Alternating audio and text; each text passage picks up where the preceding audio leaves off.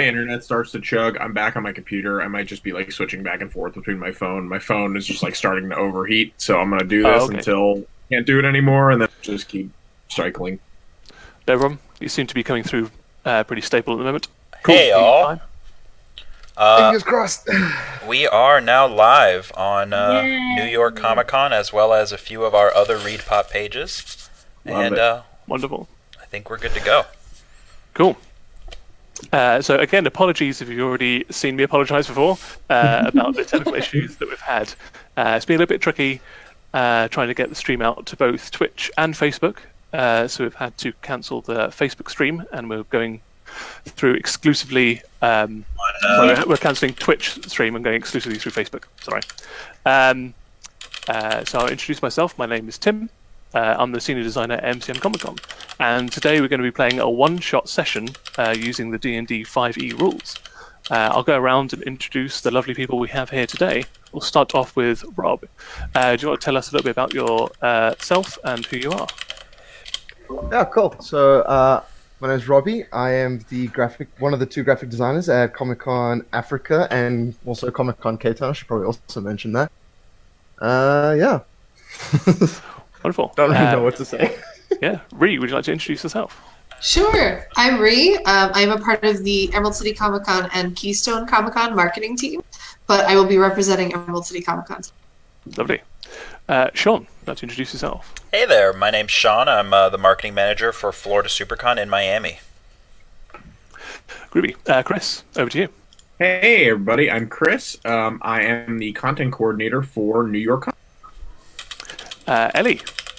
Hi, I'm Ellie. I run the social media channels for MCM in the UK. And finally, over to Kylie. Hi, I'm Kylie. I do marketing for New York and for C2E2, but today I will be representing C2E2. Groovy. Now, as you might have guessed, it's one representative from each of the Comic Cons around the world. The idea here is that we'll be developing characters that are based on the personalities of each one of those shows. So each one of the 6 characters here today will be a representation of those Comic Cons. We'll be playing, as I said before, Dungeons and Dragons 5e. It'll be a custom campaign, one-shot, which will be lasting anywhere between 2 and 3 hours, depending on how the narrative wraps up. We'll be starting in media res with regards to what the characters will be doing. So, without further ado, as we're a little bit behind schedule, I'll pass it over to each one of our lovely players to describe the characters that are created, a little bit about their personality and how they represent each one of the Comic Cons. So, Robbie, what's the name of your character, who are they, and how does it represent the Comic Con? Okay, so with my character, I did more the liberties came in with the naming of the character. So my character's name is Cecilia von Gallagher. So I chose Cecilia because it's got CCA in the name. So nice. When you spell her name, you cap the C, and the A. The Von Gallagher came in when I was searching for last names. It came up, and ironically, it is the name of the venue we use for Comic Con Africa. Oh, Gallagher perfect. Estate. So I was like, yes, perfection. Very on brand. So what is the what class are you going to be playing and what race? So I'm going to be doing half elf cleric. Cool. And for background, I chose Knight of the Order. So basically, I have an order of knights that I'm a part of that is bound to like a certain deity. Groovy. Ree, so similar question over to you. Like, how does your character represent Emerald City Comic Con? What are their names? What is the class and the race? So, I picked my name before I picked my class, so this was not intentional. But my name is Drew Verdant. I am a neutral male Fearbulk, and I'm a druid, so I'm Drew the Druid. The Verdant is trying to be more like green, because I thought Emerald was a little too on the nose, but like Verde, like greenish. But also the background I've picked is the Circle of the Mountain for druids because of our beloved Mount Rainier. So that is the benefit there. Excellent. And we'll pass it over to Sean. how does your character represent the Comic-Con that you'll be representing today? Their name, their class, their race. Right, so I am playing a human barbarian. His name is Papo Rayo. Papo is it's just a nickname he's picked up over the years. Rayo is a family name, which also happens to mean bolt, which if you're familiar with the Supercon lightning bolt, well, there you go. He grew up on some beaches where he would spend his time fishing and collecting seashells, and he had amassed a pretty sizable seashell collection until a mysterious vagabond stole them, and so he set off to find his seashell collection. And yeah, that's Papo. Yeah, it's definitely a worthy motivation for anybody Absolutely. to be getting out into the world. Over to Chris. Hey, so I am playing an Aarakocra. His name is Sal. Salvatore Lightwing. In true New York City fashion, he is a pigeon, not an eagle. And he is a monk. His monk school is the way of the four elements, because as anyone who lives in New York City knows, we have all four seasons and they all suck. So he is a master of all the. Amazing, love it. Ellie, over to you. Yeah, so my name is Magdalene Crothers Misbo, which, can be shortened to MCM, can be shortened to Meg, probably a bit nicer. I'm an air genasi rogue, so the idea behind that is that I'm kind of never in the same place at once. You can kind of pin me down. I grew up in the circus, so I'm used to just traveling around and just trying to entertain people wherever I go. Amazing. Kylie, on to you. So my character's name is Windy, named after the Wind City, of course. We are a bugbear bard. We are a bugbear, kind of shows some representation to our sports teams. We got the Cubs, we got the Bears. We could throw some socks on him. Fine. And we are a bard because if any of you follow C2E2, we are a little bit obsessed with Witcher. It might just be me, but it's C2E2 as well. And so we like city type areas so we can go and we can play and we can entertain. And Wendy's super excited to go on this adventure. Amazing, love it. Yeah, I love all the characters. I'm excited to see how they all perform and gel together in today's session. So I'm going to read a little bit of backstory here for where and set the scene. So bear with me 1 second while I just swap my screens around. There we go. So our story starts in an unremarkable town on a part of an unremarkable part of the coast. We are here because the carnival is in town. Each one of our 6 players plays a particular role in the circus. Sal is the ringmaster, and so we've got Robbie or CC. They perform all the security tasks. Ree's character Drew mans the funnel cake stand. Ellie's character Meg is one of the talent. She's an illusionist. Sean's character Papo works the myriad of rides that we have here, and Kylie is also one of the talent. She's an acrobat and lute player. This is the final night of a 3-night run in the town. The carnival itself usually doesn't stick around for too long. Once they've got as much eked out as much money as possible in each place they go to, they generally pack up and disappear into the night. So, passing over to you guys, who wants to describe what they're currently doing halfway through the last night's performance? Where is everybody and what are they doing? I will start. So, since we're halfway through the evening's festivities, I'd like to say that I'm probably, at what makeshift office I am at that travels with me, whether it be the back of a van or the back of a carriage, excuse me. And I'm just kind of like counting out the day's earnings, getting ready to pack everything up for our trek out of here. Wonderful. So you're sort of counting the coins, making sure that everybody's performances that have already ended, they're all helping pack up the bits and pieces that they can, ready to make your getaway, as it were. Yep. So we've got two particular performances left of the evening. One of them is Windy, and one of them is Meg. Who's going to be the first up to do their performance? Would it be the acrobat or the illusionist? I can go. Sure. So, Meg, I believe that she is an expert with knives, but also a magic user. Now, what is, just in a very brief terms, what is the performance they're going to be putting on tonight?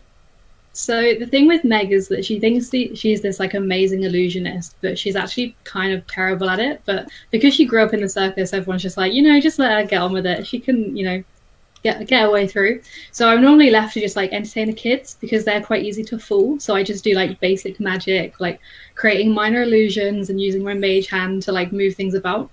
So yeah, I think I'm just outside or inside trying to entertain the kids, but at the same time, I use my sleight of hand just to kind of, rob a few people here and there, trip a few people up a couple of times. Like I'm just kind of going with the flow. Quite mischievous. Now, are you operating under like the direct orders of Sal, or the stuff that you're pocketing? Do you keep that for yourself, or does it get shared out amongst the rest of the carnival? I'm not sure. I think. Or is it a bit 50-50? Yeah, I'm kind of just doing it off my own bat, but I'm pretty sure everyone knows that I do it. Yeah, all right. You just turn a bit of a blind eye. Yeah. Like plausible deniability if you ever get caught. So I believe as it's the third and final night, you have a very specific performance that you'll put on after your usual sort of like mage hand, illusion, pickpocket scenario, which is the rotating knife board. Yep. Oh, no. So... people only let me do this a few times and it's always gone wrong, so... Well, we'll see if tonight's any different.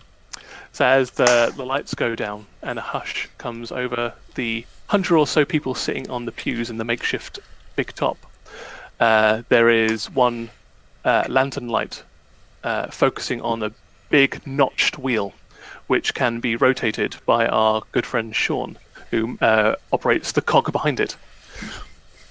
Now, there is obviously a space for someone to be strapped to said rotating knife board. It's up to you. Would you like to try and garner a volunteer from the crowd, or would you like to try and rope one of your party members into the performance? Obviously, there are benefits and detriments to choosing one or the other. One of which is liability insurance if you end up accidentally knifing one of the fans, but then you're also not drawing the ire of one of your party mates if you end up getting a knife in someone's shoulder. Yeah, I'm going to look around and see if anybody in the gang wants to volunteer themselves. I volunteer as tribute. Yes, okay, great. This can't go wrong. Yeah, If without you kill pause. Okay, so Windy steps in. Now, do you want to try and pretend to be a member of the audience and you get randomly picked, or do you want to just walk out with a flourish? Is this my decision? Mm-hmm. Well, Absolutely. So I think I want to sit in the audience. I don't want people to know I'm Okay. part of this. I just want to be like sneaky. Nice. So over to Meg.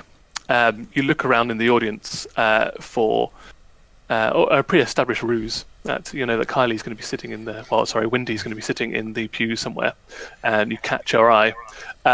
Tell me how you perform this random act of choosing. Okay. Do you get people to put their hands up, or do you just randomly point at someone? Up to you. So I kind of walk around, I scour around the group, and I just say, so volunteers, raise your hand. We want to see who wants to get up here. And as I like to think a lot of people volunteer because they know they're all currently amazed by how well I've been doing so far. And then obviously see Windy. And I use my cantrip mage hand, which I'm pretty sure I have as a cantrip. Sure.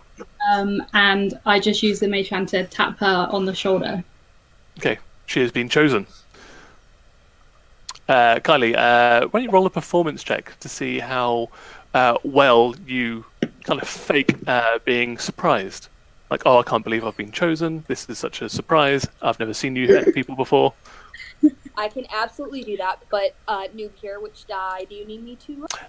So usually for this session, we'll be using the D20 for the majority of the rolls, unless it comes down to something like pure damage. Oh, yep. All right, I'm rolling. Perfect. A 4? A 4? And if you add it to your performance check for me, please. Which might not be all bad, because you are a bard after all. Plus 4. Plus 4, 8. So yes, you kind of overact a little bit too much, pretending to be surprised by this. A few people are giving you the side eye. There's also a couple of people in the audience that have been here in yesterday's show that have seen you perform the acrobatics feats that you do. And they're like, yeah, that person, their person, they work here for sure. But nonetheless, you still bravely step out into the spotlight and walk over to the turntable, the knife table, where Sean's character, Papo, steps around and starts strapping you in to the rotating knife table. This is something that you've done before. It's you know what to expect. And it goes over back to Meg for her performance. Now, what kind of flourishes would you like to infer? I like to think that I'm acting all mysterious, so I'm kind of like looking around, causing some like different minor illusions to just kind of like pop up and here and there. Mm-hmm. And then I have a bracer of flying daggers, which is an armband. Basically, I can pull out 2 daggers each time. Yes. And they're basically like limitless magical daggers. So I can just throw them, and then as soon as they hit anything or miss, hopefully, anything, they just disappear. Okay. So I'm going to get a few of those and just start twirling them around, and nice. I dropped quite a few. Okay. So Papo, he starts rotating the knife table behind. Why don't you give me a attack roll, I think, actually, Meg? Give me 2 to start off with. See how accurate your knives are. Okay, am I using my daggers? Yes, so you can choose at the moment. You can either use performance or you can use an attack roll, whichever you would prefer. I'm going to use performance because I am not trying to kill anyone. So. Okay. Thank you. Okay, 5 plus 7. 5 plus 7? So yeah. 12. Yep. So when you're using performance, you want to try and ramp up the danger aspect of the performance. So it sticks next to the left ear of Windy, and you can just hear the dagger vibrating next to your ear as it cuts off a few strands of your bugbear hair or ginger hair. A couple of strands just fall down as you're slowly spinning around. Sean starts ramping up the danger a little bit. Oh, sorry, Papo, and he's rotating you faster and faster now. So the DC has increased slightly. Okay. Meg, your second dagger. Next one. 5 plus 7 again. 12. So why don't you roll a to hit on that, please? Okay, to hit is... What dice am I using for that? Hold on. D20? Oh, sorry. Yeah, not damage. No. Myself. 17. 17. Unfortunately, this one, as unexpectedly the speed starts ramping up, it lands in poor Windy's thigh as she's spinning around, just where you thought it was. Now I need to... Yeah, Windy, why don't you do a Constitution saving throw for me, please? Again, it's a D20. The top left-hand part of your character sheet will have a con save. C-O-N. Okay, alright, I see it. Let's go. A 16 minus a 1. 15 is good enough that you do not make a sound. You take the damage like a champ. Even though the knife is just embedded in your thigh, but you don't... Nothing in your eyes like belies the pain that you're going through. The show must go on. Indeed. Much like a trained ballet artist, the pain is not present. You do, however, take 3 points of damage. You don't bother checking that at the moment. This is tonight's, unless, of course, it ends up too many daggers end up embedding in your body and you end up passing out. But I think you should be fine. Now, as the dagger hits, because they're magical, part of your bracelet of flying daggers, it disappears once it impacts the thigh. So you kind of get away with actually hitting poor Windy. She doesn't react at all, and it just kind of looks like it went next to her thigh. She's covered in hair anyway, and you carry on. How many more daggers would you like to go? Obviously, the more you do, the higher the DC, but the better the performance will be at the end of the show. I am fully aware of what I've just done, and I'm just kind of looking at Windy like wide-eyed, like why do they keep letting me do this trick? I don't know how to do it. So I'm going to do one more set to kind of finish it off, and then I'm going to start doing other things to entertain the crowd. No problemo. Okay. So another performance check. Again. Okay, this time it's 12 plus 7. Oh, perfect, yes. This one again goes just underneath, between the torso and the arm as you're being strapped out. It doesn't hit anywhere near the torso. It's a perfect strike. And again, Papo increases the speed. Their blood starts going to the head of Windy. I love how Papo just isn't flinching. Well, he's nicely yeah. He's actually behind the turntable, so it's using as a sort of cover of defense at the moment. But I can hear the thunks. Oh yes, and that last one, in fact, you can kind of see part of the knife come through the straw, not too far away from your head, but then it just disappears. And your fourth and final. 2 plus 7. Yeah. Okay. Why don't you roll another to hit, please? You might be okay. 8. 8. There. Again, this time it. So, Windy, you are. Sorry. You're a bard, so you are wearing armor. So this one actually sticks in the center of your torso, but embeds itself in the leather armor that you're wearing. You don't take any damage, but it just hits right in the dead center. You just feel a very slight piercing feel, but you don't suffer any damage at all. And then the crowd goes wild. The crowd indeed does go wild. So you had 2 passes and 2 fails. So why don't you roll a combined performance check? So that means you can help one another. So choose one of you two, either Meg and Windy, to do a performance check, and you'll be assisting the other. What's your modifier for your performance? I think it's plus 4. How about yours? Mine's plus 7, so... Oh, you go. Okay. So you get the help action from Windy, from her stoic features and the fact that she's taken two daggers like a champ. So why don't you roll with advantage? Okay. So that's 8 plus 7. 15. That's 7 plus 7. So 15 is just enough to get you a standing ovation. Yes. From the majority of people here. And immediately I'm like, I'm going to do this again tomorrow night. Wow, love this for us. Indeed. So Papo slows down the rotating knife board, unstraps you, and you are free to go about your business. Sal, you hear a standing ovation and a cheer coming from the big top. So you know that this was another successful performance. You're happy because that garners you more tips on the way out from people usually, which will line your coffer. We like that. Indeed. The boss is pleased. So we're those 3 people. So we've got the funnel cake stand, security, and the next show. Who wants to go next? Well, I feel like Robbie can go. I was suggesting you, but all right. Oh. Then, I will go. I feel like if everyone is hyped up after seeing the show, they're probably going to want, a snack. Absolutely. There's another sort of 30 minutes between the next performance, where people will come out, use the facilities, grab something to eat, and then they'll go back inside. So tell me a little bit about the stand that you're working on at the moment. What do they serve? Who makes it? That kind of stuff.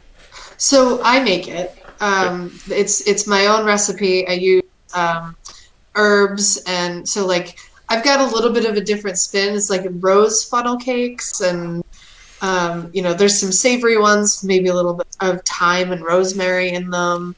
Nice. There's also beignets, which Ellie's character Meg uses to for knife practice, and she like throws them up in the air and Okay. just slices them in two, and it should be fun. Imagine that also helps with your cooking. Yes. Yeah. Groovy.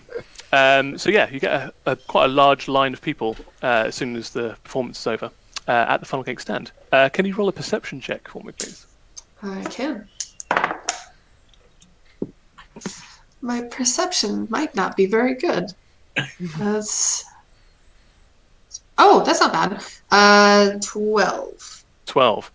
So you see that a couple of the kids that were being entertained by the illusion earlier in the day by Meg have kind of cut the line slightly, and you see two pairs of hands reaching over the top of the counter to try and grab one of the funnel cakes without paying. Can I grab one of my? Let's say I think I have some small munchkins that I can just toss over in hopes that they'll bop them on the head and surprise them. Sure. Why don't you roll a to hit? So roll your d20 and just add it to your either strength modifier or dexterity modifier. Strength or dex? Oh, okay, so that's a Plus 14. 14, yeah. You successfully throw these little munchkins and it just bops both of them on the head. You hear the two young children kind of squeal in pain, rubbing their temples, and they dart off. I didn't realize I was going to hurt them with these small pieces of dough. Well, they may have indeed hardened over the course of this evening, and it is your third show, and they've solidified into that consistency of a pebble. You threw it with a little bit of gusto as well, enough to like frighten them off into the crowd. Oh, shame. Poor kids. So I think when you're operating the stand, obviously there's a bit of performance involved in that as well, like trying to sell your wares. How do you try and get people to buy these funnel cakes? Plus, I definitely am using a sort of. I'm trying to think if there's any cantrips that I can might be to like boost this, but I feel like it's more of a show with sugar than anything else. So like creating clouds and then amazing designs on the beignets, or like just perfectly covered sugar funnel cakes and things like that. I am so hungry now. oh, nice. Okay, I think that might be a nature check, but I'll give you advantage on that nature check Okay. through the description to see like how fanciful your wares you've created. I got a 19 plus 1. Oh, perfect. Yeah, so the queue is literally around the tent. People are spreading it by word of mouth, and you sell out of your cakes almost completely in between this performance. In fact, you have to turn a couple of people away at the end. Oh, Again. bummer. Earning Sal a good cut of the funnel cake store this evening. So yeah, very profitable. Sal's a very happy man. I'm sorry if I missed this. Does Sal have a cigar, perhaps? Always be close to Oh, ABC. I hope so. Yeah. How does that look of being smoked by a beak? I mean, is it in the side of the beak, or does it go in one like the nostrils? I don't know. You tell me. It's kind of like angles downward because Okay. Yeah. It's a bit of almost like an overbite situation, which is making it point Exactly. vertically down. But he doesn't need one of those little things to cut the cigar because he's got that built in. He just kind of Snips it off. Yeah. Very cool. Nice. Yes, so talking about how successful the funnel cake stand was, and the two children that tried to steal from it. So, Cece, you're doing your perimeter walk around the big top. And as you do that, you do see two miscreant kids running away from the funnel cake stand in your direction. They're looking behind them. One of them's rubbing their temple. And they're not looking where they're going, and they collide into you. One of them falls on their behind. What do you do? Okay, cool. Well, Cece's a very nice and polite person. Did I see them attempt to steal? This will You did. determine what I do. Did I Yes. see them attempt to steal? Yes. All right, cool. Then I'm gonna help. Obviously, the one that collided with me get up. I assume the friend is waiting nearby, or do I need to do a grapple to try and grab that kid that's running? At the moment, they're kind of like stock still in place, a little bit shocked. All right, cool. So I'm gonna pick the one up, and while I'm picking that one up, I'm gonna grab the other one before the kid tries to bolt, and I'm just gonna kindly, just politely ask them like where their parents are. I just wanna gauge these kids first. Okay. Oh, please, ma'am, don't like say I was don't report us to my parents or anything. We were just just having a bit of fun, just running around. We didn't nick anything or anything. Everything's fine. Please don't tell our parents. It's quite all right, young one. It's quite all right. You're not in any trouble. Where are your parents, though? This isn't somewhere you can just freely walk about. Where are they? They point over to the side of the big top, where there are a group of 5 individuals, male and female, all indulging in libations. They're getting quite tanked, in fact. And as you look over, one of them starts pushing the other. And before you know it, a small fight has broken out. Okay, hold on. 1 second. Alright, cool. Sweet. So I would like to grab the kids and bring them along with me to approach the fight. And just before I need to hit someone across the face, Cece would like to just basically shout out just to try and get everyone's attention. Yeah, absolutely. Why don't you roll either persuasion or intimidation check, depending on how you want to. Let's start with persuasion. I'm not trying to scare anyone. Sure. Just trying to step in between. Cool. So that's going to be a 12. A couple of them that aren't engaged in fist fighting look over, but 3 of them that are sort of pushing, shoving, and punching each other don't really take any heed. Okay, cool. So now I'm going to have to switch to intimidation to try and get their attention. Okay, the 2 that see you back off as you approach the brawl. Roll an intimidation check. Sure. How does a nat 20 sound? Amazing. So give me, flavour this. Give it a bit of juice. All right, How cool. do you intimidate So, these 3 brawling individuals? Well, a cleric wearing full plate with a shield and a mace. This should be quite easy. So, after the other 3 have kind of just backed off and dispersed, I'm going to kind of just crouch down, put my hands on both the children's shoulders, and just ask them kindly, wait here. I'm going to get up, walk towards not 5 feet in front of them. I'm going to take out my shield, my mace. I'm going to slam my greave as hard as I can into the ground and slam my mace against the shield.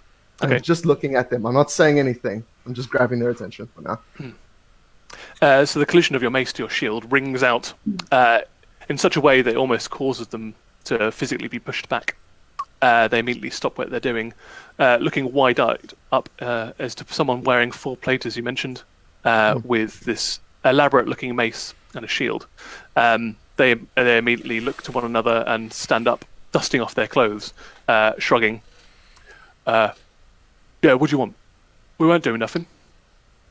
They're acting quite belligerent and obviously quite drunk. I can see that. All right. You have 2 options right now. 1, quiet down, go back and enjoy yourselves, and I will not do anything as of yet. 2, continue to act in an unseemly manner, and I will be forced to throw you out. Yeah. Do we have an understanding? Yeah, no, absolutely. The other 2 are kind of looking a bit sheepish. One's a little bit more brazen, possibly a little bit more drunk than the others. And they just offer apologies. One of them just looking down at their feet, scuffing their toe on the floor, looking quite sheepish about the whole thing. And eventually they just disperse back into the crowds with no real further...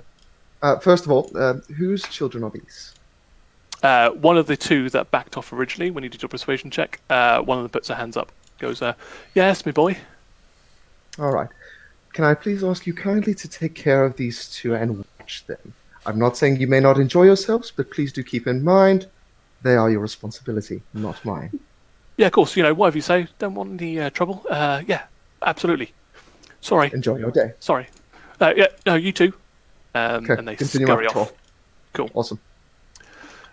And finally, right, so, Papo, you've been operating the turntable for the performance, but you obviously have some other duties to perform. What do you get to after the knife throwing? So part of the job is just making sure that the ride equipment is in proper order. So it's one of those make sure, basically walk around the where the rides were set up, finding all the bolts and screws that have fallen out, make sure to put them back in place before the next use, so that we don't lose any more customers like we had once or twice. There's sometimes where I sleep in and I don't manage to find all the bolts, so when swinging them around they might go flying off, but most of the time they're fine, and we've got clerics around, so it's there you go. Yeah. So I imagine there's a lot of botch jobs that have happened on some of the rides in the interim, where things are probably getting a bit to the end of their life, and their life didn't have a particularly long span to begin with. So as you get to the merry-go-round, you hear quite a ear-piercing screeching coming from the mechanics underneath as it's spinning around. Why don't you do an investigation check for me, please? beautiful.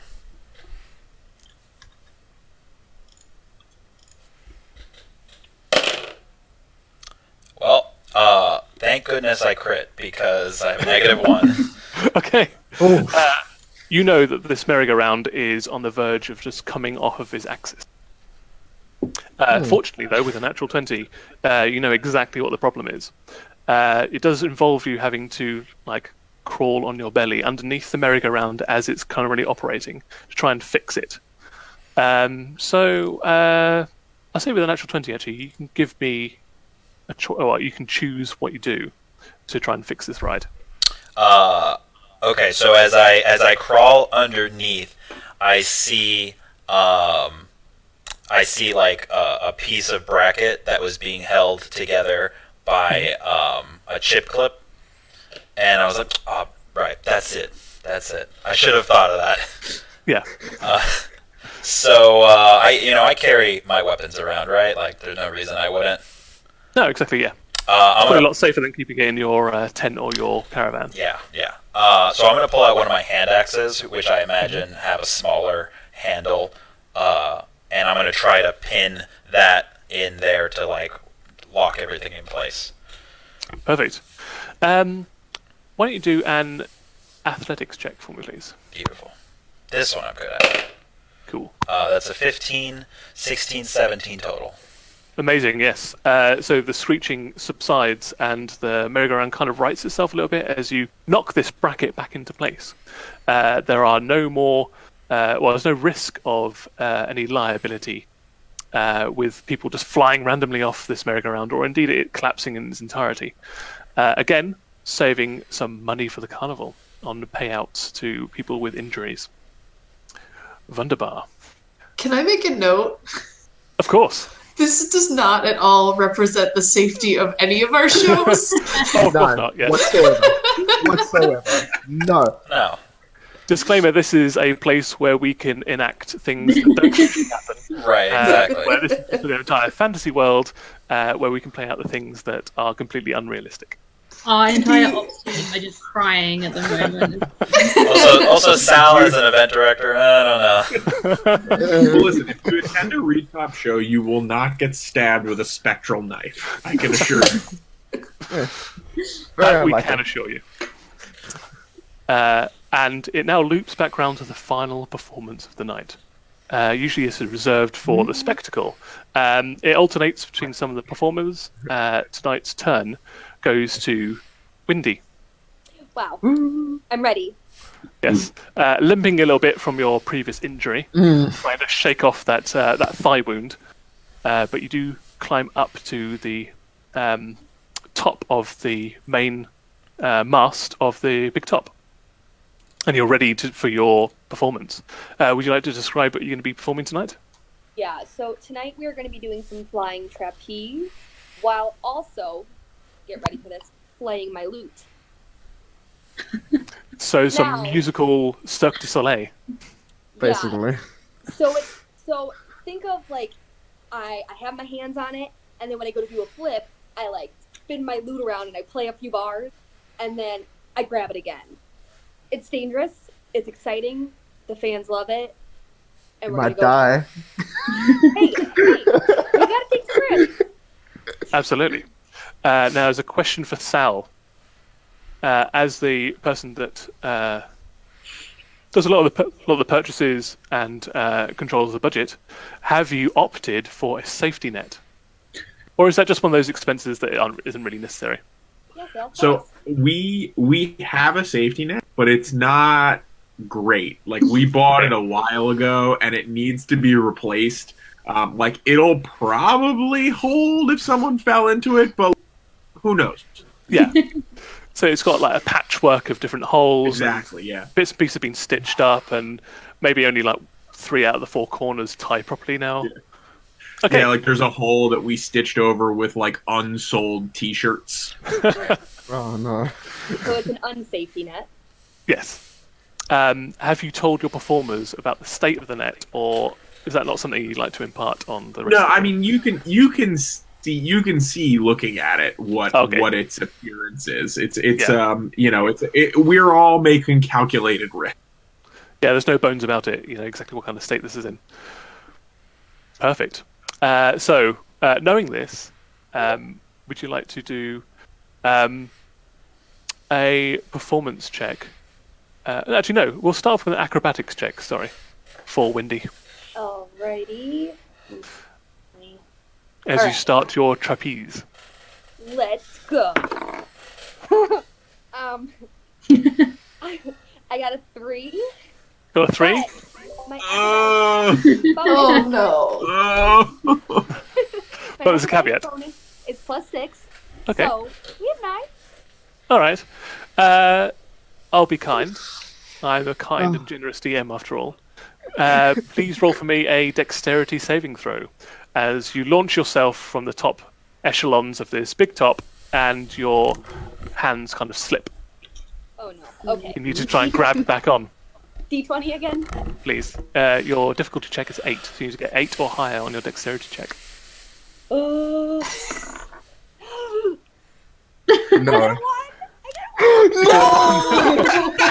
If there was any doubt that we weren't being honest about our dice rolls. That's it. So, yes, the final performance of the night starts with the... Yep, there it is. For all the world to see.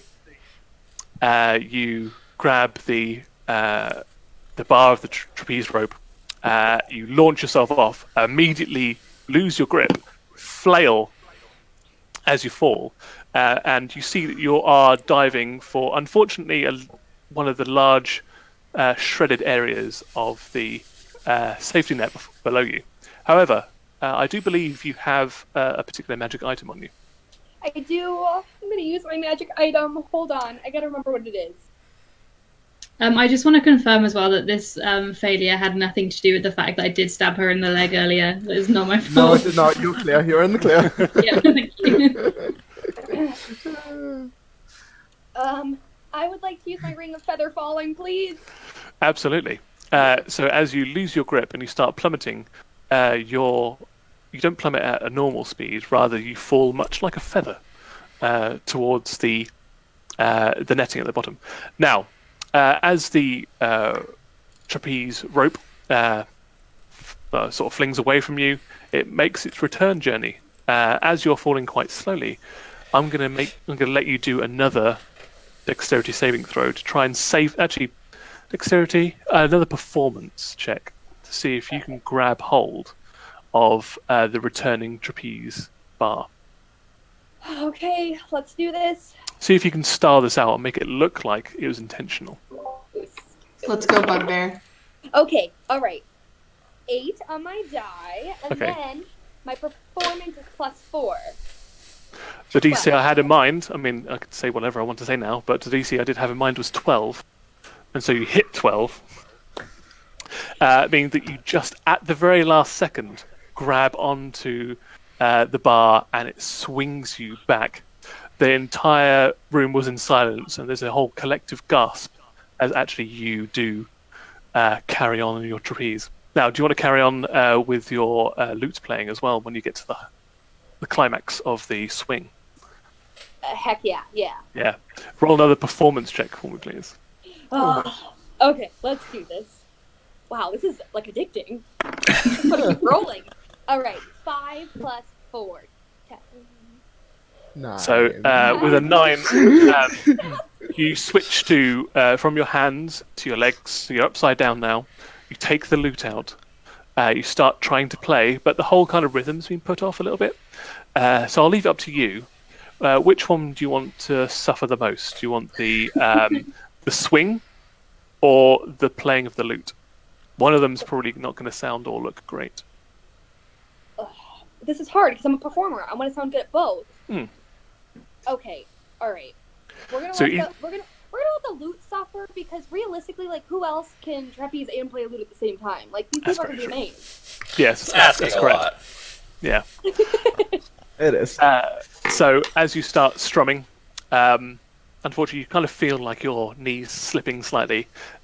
Your bugbear claws go a little bit too hard on the strings, and you cut 2 of the lute strings, making this discordant, not very nice sound as you swing back. But you do complete the loop. You manage to put the loop back. You flip back over, grab the other trapeze rope, and you swing back to the perch. And you do get an enormous round of applause. If it wasn't for the initial fake out of what it looks like, where you actually had started falling, but you turned that around, has really garnered yourself some favour and notoriety in the town that you're in. And people are just giving you a huge standing ovation. Wow. This is great. Indeed. Nailed Again, it. it's a gold sound to your ears, Sal. I'm bowing over and over again. Yes. Let's climb down. Everybody all the performers get back out onto the big top arena. So there are a couple of other acrobats in there. There's a fire eater. There's obviously Meg and her illusionists. There's a couple of performance clowns in there as well. You all link arms and take a big bow. Sorry, Ree. I was more concerned for Kylie because of the clown. Yeah. Listen, I'll survive. It's fine. Although I did ask for no clowns. Indeed. They know of your aversions to their general being, so that you find them at the end of the line and you're in the middle, linking arms with Meg as you take your bow, and people start filing out to the big top, and you hear the clatter of bronze, silver, and even gold coins in the tip bucket on the way out. Ooh. Sal's happy. Good show. Good show, everyone. Good show. Pretty successful. There's another successful show. As soon as the audience gets out of the big top and away from the general area, the big pack-up happens. Everyone starts breaking stuff down in record time because people just want to have a few drinks and get to bed. You 6 sort of converge. You're some of the longest-standing / senior members of the carnival, so you tend to have the bigger fire pit, which is surrounded by the caravans that transport all your equipment. It's up to you if you want to get into any kind of discussion about like tonight's performance, how much money you made, any issues you want to raise about like equipment failing during the show, that kind of stuff. You're all together now around this campfire. I brought fresh snacks. Thank you, darling. It was lovely. you I have want to any- know how Wendy feels about the fact that I just keep injuring her night after night. Well, frankly, it is Sal's choice what shows to run. True. Sal. Listen, I wouldn't put you up there if I didn't think you could do it. I appreciate the support. I mean, obviously I'm in a little bit of pain, but I gotta do what I gotta do to make money, and I will continue to allow you to throw knives at me. The dedication. I love this team. A real troop with this one. I noticed the crowd seemed to kind of get really excited when the daggers hit. So maybe I could go a little slower to make it easier for you to hit them. Wait, If you lead. No, we are not letting our friends be injured. All right. That's I fair. have myself as a prop, not necessarily a dead prop. So, Quite right. listen, we need a raise. So yeah, I mean, I guess can I pay everybody for the evening's festivities? Yeah, and actually, give yeah. a little bit of extra because we just finished our run in the town. Yeah, of course. It's up to you how much you think is fair to give to the collective. How much do we earn versus expenses? So profit. What's our profit? That's up to Sal. I think we did very well for a three-day run in the town. I think I'm going to give everybody like one gold piece for as kind of like a bonus for the end of the. Nice. And how much would you normally pay for like per night? I think that is like a silver too much for like an evening, and then like instead of them having gotten a silver tonight, they get a gold. So it might. So for frame of reference, a gold usually ends up in real world terms ending up to be about $20. Okay. So whatever you think is fair to pay people. Gotcha. Okay. Okay. So what in like real world terms? What's a silver? Like $2. $2. Okay. Yeah. And then a copper would be 1. Okay. So like let's say that like after a night a night everyone would have gotten 10 silver. Cool. But instead they're gonna get 5 gold. Nice. Incredibly lucrative run at this town. Everybody's feeling quite flush tonight. I am absolutely not happy with my cut because I 100% think that I'm the star of the show. So I'm going to spend the rest of the evening just trying to steal the money from everyone else. Wow. All right. Lots of Rogue slight doing rogue coming things. our way. I'm sorry, A lot does of the slack. star of the show participate in only one performance for the night, or do we perform in 2? Because I was in 2 performances. Okay, in that case, Cut me! I steal from everyone else apart from Windy because I do feel really bad about that knife cut. Okay, that's fair. The question is, does everybody kind of know that this happens on a regular basis, that Meg is someone that kind of goes around maybe... Meg, is this a considerable often thing? Yeah. Yeah, I Is think this we a all lot? know, Is this a right? thing you I do? feel like my character's not paying that much attention to the amount of money. So long as I have the ingredients to make what I'm making, I tend to not pay that much attention. I'm That's very fair. simple in that way. So I would say she probably gets it past me more often than not. And yeah, like I am a runner of a carnival, so I'm pretty used to dealing with shady and shifty people. So I'm, all due respect to people who make a living on the carnival circuit, but I'm prepared. Okay. I am literally security. Yes, that's true. That's all I'm saying. Literally security. And then about Papo. I haven't Aware. noticed. As long as she hasn't taken my seashells, I don't think I've noticed. I would Okay. never. There's a few people that are kind of like almost oblivious to like fungible items. Obviously, like both Meg and Windy are kind of often at loggerheads about who is star of the show, which is kind of why Sal often rotates to try and keep everybody happy. Sal, so you kind of know that this thing happens sometimes with Meg. Do you tend to pad people's pay, which has that difference, has a little bit of buffer, so that people are still getting what they're paid for? And then Meg gets a little bit extra, but actually you do pay her less than what you think she's worth, that kind of thing? Or are you just blanket like, I don't care? Everyone gets the same. It's not that I don't care. It's just that it's more of like a survival of the fittest thing. Sure. Like sure. if you are not paying enough attention to your own coin purse, I can't help with that. That's fair. That's fair. Okay, so I will use Papo and Drew's passive perception, but if Sal, Windy, and Cece want to do a perception check for me, please. That's going to be a 19 for me. Cool. That's gonna be a nat 1 for me. Okay. Wait, who is the third person? Enjoy that's my supposed to? funds. Kylie, you as well, if you do a perception check as well. Sorry, I'm still trying to get used to my name. Yeah, no worries. Okay. A 20! Nice. Okay. So both Sal and Windy are like very conscious about their coin purse, but yeah, CC not so much. So can I do a sleight of hand check from Meg, please? Yeah. 18 plus 8. Jeez, wow. Okay.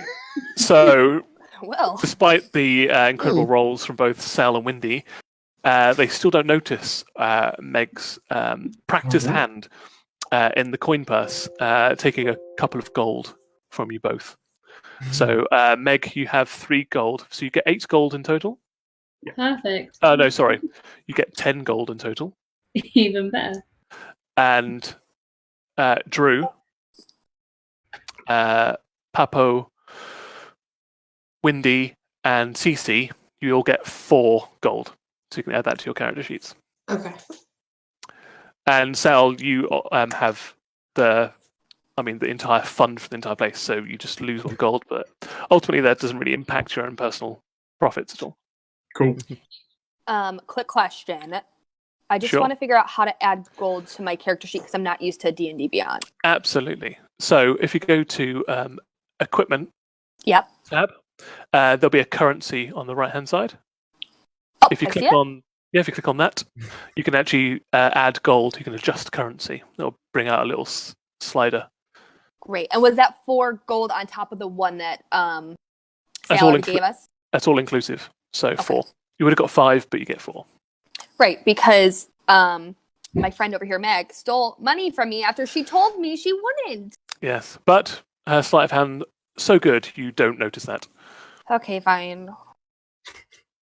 I'm gonna go up to Windy when there's a quiet moment, and I'm just gonna say, I feel so bad about what happened earlier. Like, I really appreciate that you always take part in this stunt with me. Like, it means so much. So here, have one of my gold.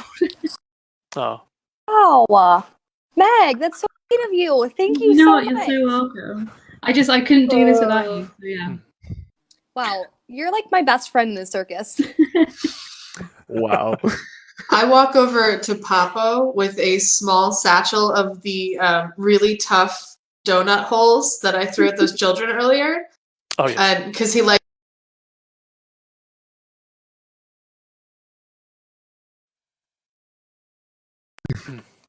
There you go. So Papo, Drew, approaches you with like a small cloth sack full of these donut holes that have kind of like what was gone past their usual like sell-by quality, but to you, they are a delicacy. Aged to perfection. And unless anybody else has anything they wish to do this evening, the rest of the night goes as usual when you're packing up the carnival and preparing to move on. Sweet. To Yeah, the room. I'm ready. Rock and roll. So you'll have a restful night's sleep, the kind of sleep that comes from running quite a physical performance for the last 3 days. Indeed. So in the morning, Sal, you've decided that you're not too far away from your home village of Waldenbridge, where you grew up. It's a very small, sleepy village in the middle of nowhere, mostly farming, has very few exports. You decided now is a perfect opportunity to go and visit some family. Cool. So you're sending the majority of the carnival off to the next town, but you and a select few of your closer friends, i.e. these other 5, are going to come with you. They're all quite interested to see where you grew up and just to have a little bit of R&R outside of the carnival hubbub. Cool. So in the morning, you take one of the caravans off, and you go and visit Waldenbridge. Now, as you approach Waldenbridge, it's a small village. Population's no more than about 160 people. Most of these houses here are made of wattle and daub, and they've got a thatch roof and no windows. It's mostly a farming village, to a point where about 80% of the domiciles here have about a third of the inside penned off animals to live inside. Most have looms to create their own clothing and sacks and other bits and pieces that they can sell. The common structures in some of the richer houses, however, are made of stone on the first floor and wattle and daub on the upper floors with windows and tiled roofs. Your parents live in one such of the more affluent houses. As you approach Waldenridge, it is a sunny spring day. The settlement is surrounded by sweet-smelling fields of lilac flowers and acres of wheat that are being harvested and placed into wooden carts. At the south entrance of the village, there is a large windmill that converts some of the wheat into flour for the local bakery. You know that the local bakery is called Aunt Millicent's Bakery. It's run by a small known lady called Millicent Tippeldunk. She services a lot of the food for your town. It doesn't look like much things have changed. However, as the six of you approach, you are getting the side eye from a lot of the farming community. Whereas before it was quite a welcoming and open community, now you seem to be given the cold shoulder and be regarded with some suspect. Okay. What Can we? Yeah. Do we notice anything kind of off about it outside of the villagers themselves? It's sort of spring harvest time, so everyone seems to be working the field. But as soon as you approach anyone, like the people that are loading up the carts, you normally expect a warm welcome. In this instance, they're all keeping themselves to themselves and giving you very much the cold shoulder. You can even see some of them like even looking specifically at you, Sal, and muttering things under their breath to the people that they're with. I'm going to just kind of, give a gentle wave to people as we pass by on our way to my parents. Okay. When you wave to them, they again scowl at you and say nothing. Okay. So something seems off here, guys. But You don't say. I think we'll just kind of we're not here for them. We're gonna keep heading on down the road. You arrive in the village proper. It's got one long main street, which is just a dirt track, with a lot of the houses and common areas, common rooms, splayed out along there. The rest of the village is there's a couple of more offshoots of these side streets, and the rest have all farming houses peppered around the village proper. You get to your parents' house, and when you go to open the door is locked. Usually in these type of small villages, no one really locks their doors. It's quite a close-knit community. If someone steals from you, it's very easy to work out who that person is. There's only sort of 30 to 40 houses here. I'm going to. Oh, sorry, Chris. I think you might have cut out there a little bit. Okay. I'm gonna knock on the door. Yeah, no problem. You knock on the door. You wait 10, 20 seconds, and there is no answer. So since we are bird folk, I know that we have like a skylight on the roof that we sometimes enter and exit out of the house. So I'm going to fly up and see if I can get it now. Absolutely. You fly up, and indeed the skylight itself is ajar. Peering down through the paned glass, you see through the upper corridor area. Your parents' bedroom door is open, and you see that there's someone in bed. So I want to respect the privacy of anybody, but especially my family. So I'm just going to kind of poke my beak in there and give a yell and see if anybody responds. as you do a familiar Aarakocra cry, like a welcome home song. I won't make you do it, don't worry. Do it. I was gonna say, it just sounds like someone shouting down the street of New York. Hey! Hey, yeah, I'm walking in. Oh god, indeed, that the customary Aarakocran greeting of "Hey, I'm walking here." Hey, I'm flying here. And you don't get the familial response of "Forget about it." There is no reciprocation. Don't worry, I'm not going to attempt a New York accent. I don't wish to offend anybody on this stream. Sure. Yeah. But no, your whomever is in the bed, or if your parents happen to be elsewhere in the house, you don't hear a response. Everything Okay, is so I'm deathly going silent. to. I'll drop in and kind of see if I can wake them. Whoa. Sorry there, Chris. You cut out again a little Cutting bit. out again. Sorry about that, guys. All right, so I'm gonna. Can you hear me now? I'm Indeed, gonna yeah. drop and give whoever's in the bed a little bit. Cool. You swoop back into the corridor and approach your parents' bedroom tentatively. As you stick your pigeon neck in and look around, you do identify it's your mother. She is laying in bed. She's not moving, and her breaths are quite shallow. I ask her if she's okay, and I'm trying to see if her eyes are open. Her eyes are currently closed, and again, there is no response to your question. She looks, for all intents and purposes, asleep. Okay. Can I do? I don't know. What is there a check here that I can do that might kind of reveal anything about the situation? Absolutely. Sorry, guys, just on that, can we just pause for a second? Because Kylie's gone down. Oh, of course. Yeah, We should and try and look back in. Yeah, I if feel like our this is layout content she wouldn't want to looks miss. a little Yes, funny. absolutely. That's because it'll fix itself as soon as she comes back. Yeah, Cool. Yeah. Absolutely fine. While we wait for Kylie, there are a couple of things you could do. We won't restart the narrative, but things you could do is you could try a medicine check on her to see if she is indeed asleep and why she's not waking up. You could try to do a general perception check of the house or the interior of the room in general, or you could do an investigation to try and find something specific about, like maybe check the bed or check the nightstand, or Okay. look for something that might be a bit more untoward. Sounds good. No? I think Kylie's jumping back in now. Just Yep. waiting for her to. Attempting to. Do. The tension.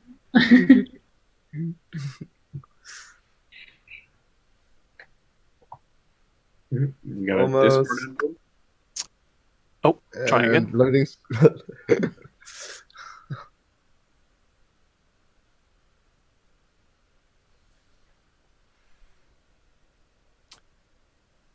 Oof. So, Sal, you obviously know that things are not quite what you expected. Your village, again, is a very close-knit community. It's very unusual for anyone to be given the cold shoulder unless they've committed some kind of grievous act against the community at large. And the fact that your parents' front door was locked, your father's not around, your mother seems to be unresponsive in her bed. Does obviously ring a few alarm bells, to say the least. Yeah. So I'm gonna do an investigation in and of around the area of the bed just to see if anything. Yeah, sure. So some cursory glances around before you do the roll. You can hear. You can see. Oh. We'll just hang on for a sec to see if sure. Kylie's able to brute force our way back into the stream. Fingers crossed. Can you hear me? Yeah. Yes. We can hear you. Can you hear us? Okay. There we go. Cool. There you go. Awesome sauce.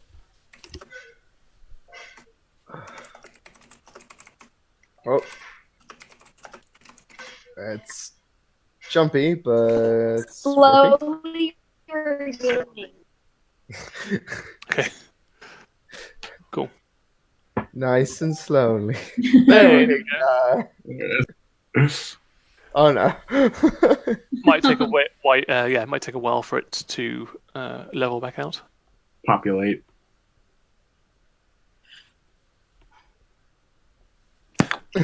The pitfalls and traps of streaming.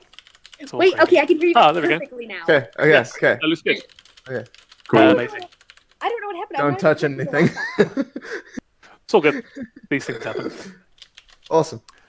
Cool. Just to catch you up, Sal has entered in through the skylight of his parents' house, dropped down into the corridor, poked his head into his parents' room, seen that it looks like his mother is in bed. From all intents and purposes, it looks like she's asleep, but she's not waking up or responding to his calls. So he's about to do an investigation check. A cursory glance around the room, you can see that there are some rudimentary medical supplies on the nightstand.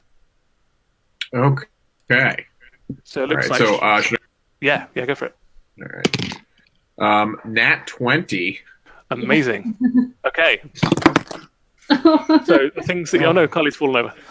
Oh no. It's all good. I got so excited about the natural 20. Yeah. So investigating the immediate area in your parents' bedroom, you notice several things with a natural 20. You notice that it looks like your mother has been attended to on what looks like a daily basis. She's like been turned so she doesn't get bed sores. Looks like she's been here for a while. Nothing has been bandaged up. She doesn't look like she's been wounded. Also, another thing you notice as well with a natural 20 is that your father's travel case has disappeared, along with some of his personal effects and some clothing, specifically travel clothing. All right, that's not good. So what I'm gonna do first is I will go open the door and let everybody else in because I know that we have a cleric. So maybe that will assist us, and maybe that will reveal some other things going on here. Absolutely. You come downstairs. You open up the front door, and you're greeted by the 5 concerned faces. That took a while. It's everything. Yeah, guys, there's something wrong with my and my dad is nowhere to be found. CC, maybe if you could come take a look at her, maybe there's a spell or something, or maybe you can see if she's magically sick or something. Certainly. Let's go. So you all, you all trudge upstairs. I imagine Sal ushers you into his parents' bedroom, where you find a slightly older-looking Aarakocra, much of like the pigeon variety, with slightly more faded colorizations on her feathers. Her head's off to one side. She is shallow breathing and doesn't seem to be responsive at all. What do you do? Cool. Can I open with walking into the room and just doing a general Arcana check? Yeah, what are you looking for specifically, Arcana-wise? Any traces of magic. Mm-hmm. Legitimately anything. Okay, yeah, roll an Arcana check. That would be a 16. 16. So you don't find any traces of anything like reagents laying on any surfaces. You don't see any like runes or magical inscriptions written on anything on the doorways, on the floor beneath the bed. There's no like magical tomes other than maybe what your parents might have hoarded over the years. But nothing seems to be out of place. There doesn't seem to be any like magical trappings or fixtures. Can I, All right. while he's checking for Arcana, do a medicine check on her? Absolutely, yeah. Go for it. All right. That's a 13 total. A 13. Yeah, again, you test the pulse. It seems to be slow but steady. Shallow breathing. And you do a very cursory check of Sal's mother, and yeah, it doesn't look like she's been attacked. There's no like bruising, there's no stab marks. She's just asleep, unconscious, inexplicably almost. She have a history of deep sleeps, comas, narcolepsy, anything like that? No, she was perfectly healthy when I left. And I don't get back here that often, and they're getting pretty old. But I've been back a couple of times since I made my living on the road, running the carnival. And the last time I was here was probably a couple years ago. But they were both here, and they were both in good.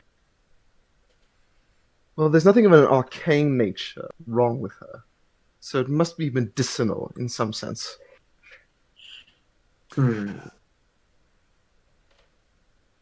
So, Cece, what do you want to do?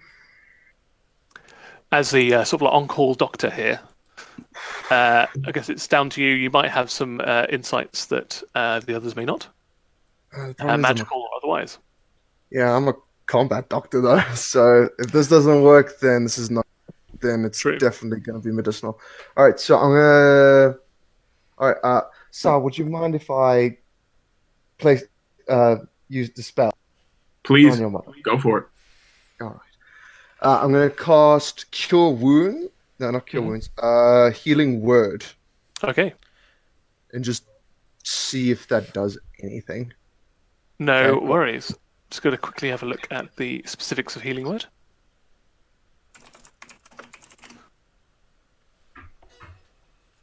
Right. Right. You cast Healing Word. You feel that the spell has a desired effect. But again, it doesn't seem to be a condition that is caused by her suffering kind of like a physical damage. There's something like a little bit deeper wrong with her. Maybe if we're I'm having afraid trouble that's figuring her thing out, why don't we see if we can track down the dad? Perhaps do a tracking check to see where he last was in the house and how he might have left it. Sure. Yeah, you can roll a survival check. Okay. Anybody can. I have a +3 just in case. Does anyone else have? Yeah, better? same. Okay. Yeah, I've also got a +3. +3. You could also do like a help action, so one of you could help another person. That would give them an advantage on their roll. I'll help Sean since he or Papo since he was the person to put this forward.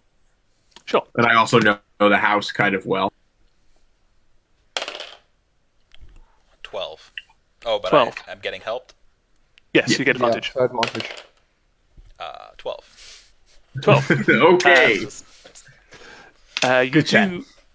It becomes a little bit difficult for you to discern individual track. Specifically, if you're looking for Sal's father. It looks like there are quite a few individuals have been in this bedroom over the course of the last week or so. That maybe has I'm not obscured. Judging. It's fine. But it looks like it may have needs too. She's still a vibrant woman. So yes, it seems to have obscured a lot of the more recent tracks that may have been left by Sal's father. So either he hasn't been in here recently, or it's just been jumbled up too much in the general meanderings of people going to and from. I think that maybe since we're not getting really anything out of her or out of the house, maybe we should go ask neighbors or some townsfolk. Does anybody else have any other ideas before we maybe try that? Well, frankly, would anyone speak to us?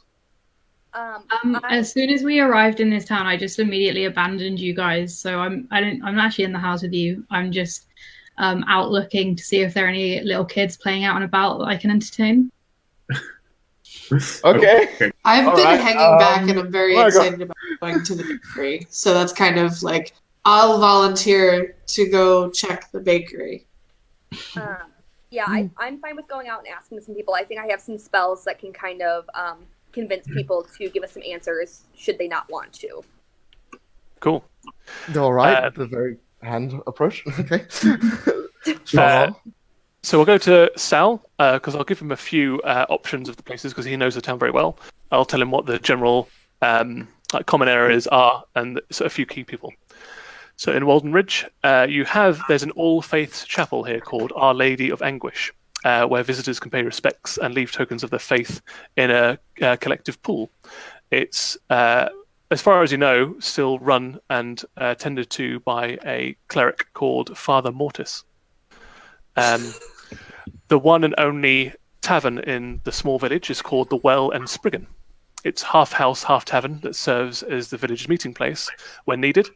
And it was run by a dwarf called Bluster Brewbeard, a ginger-haired alemaster of the Northern Mountains. There's also the village office, which is the ground floor of Saffron Eve Burrows' house, where she and the constable of the village run things from day to day.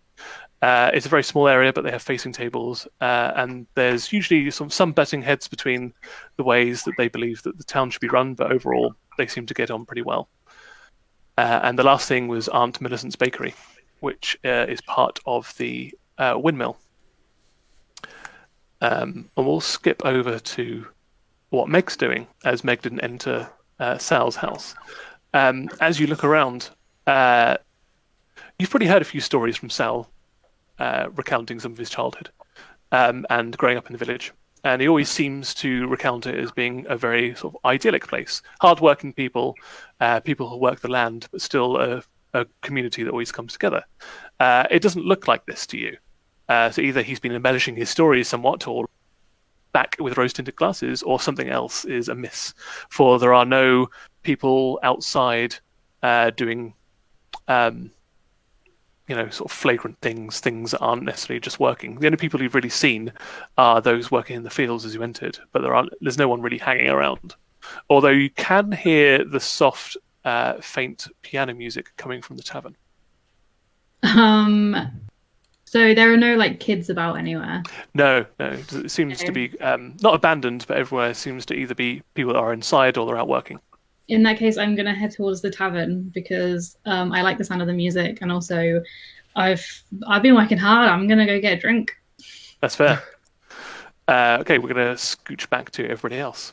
So, Sal, now you know that those few places exist. What would you like to do?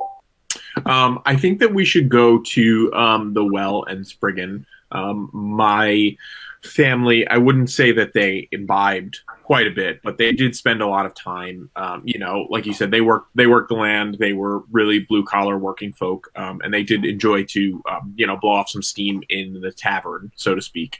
And people there would know them or would be seeing them on a regular basis and would know what's going on. Mm-hmm. Perfect. So I think if who wants to go where first of all? I want to go to the chapel, Our Lady of English, to talk to Father Mortis. Okay. Agreed. So Robbie and Kylie, you're going there. Yeah. Sean, where would you like to go? I can go to the tavern as well. Tavern? Yeah. Ree?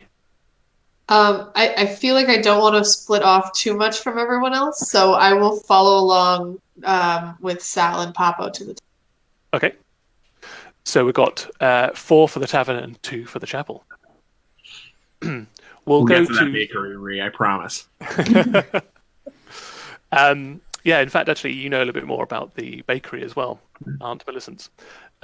It's well known in this entire region, and it's one of the few businesses in Walden Ridge that has exports.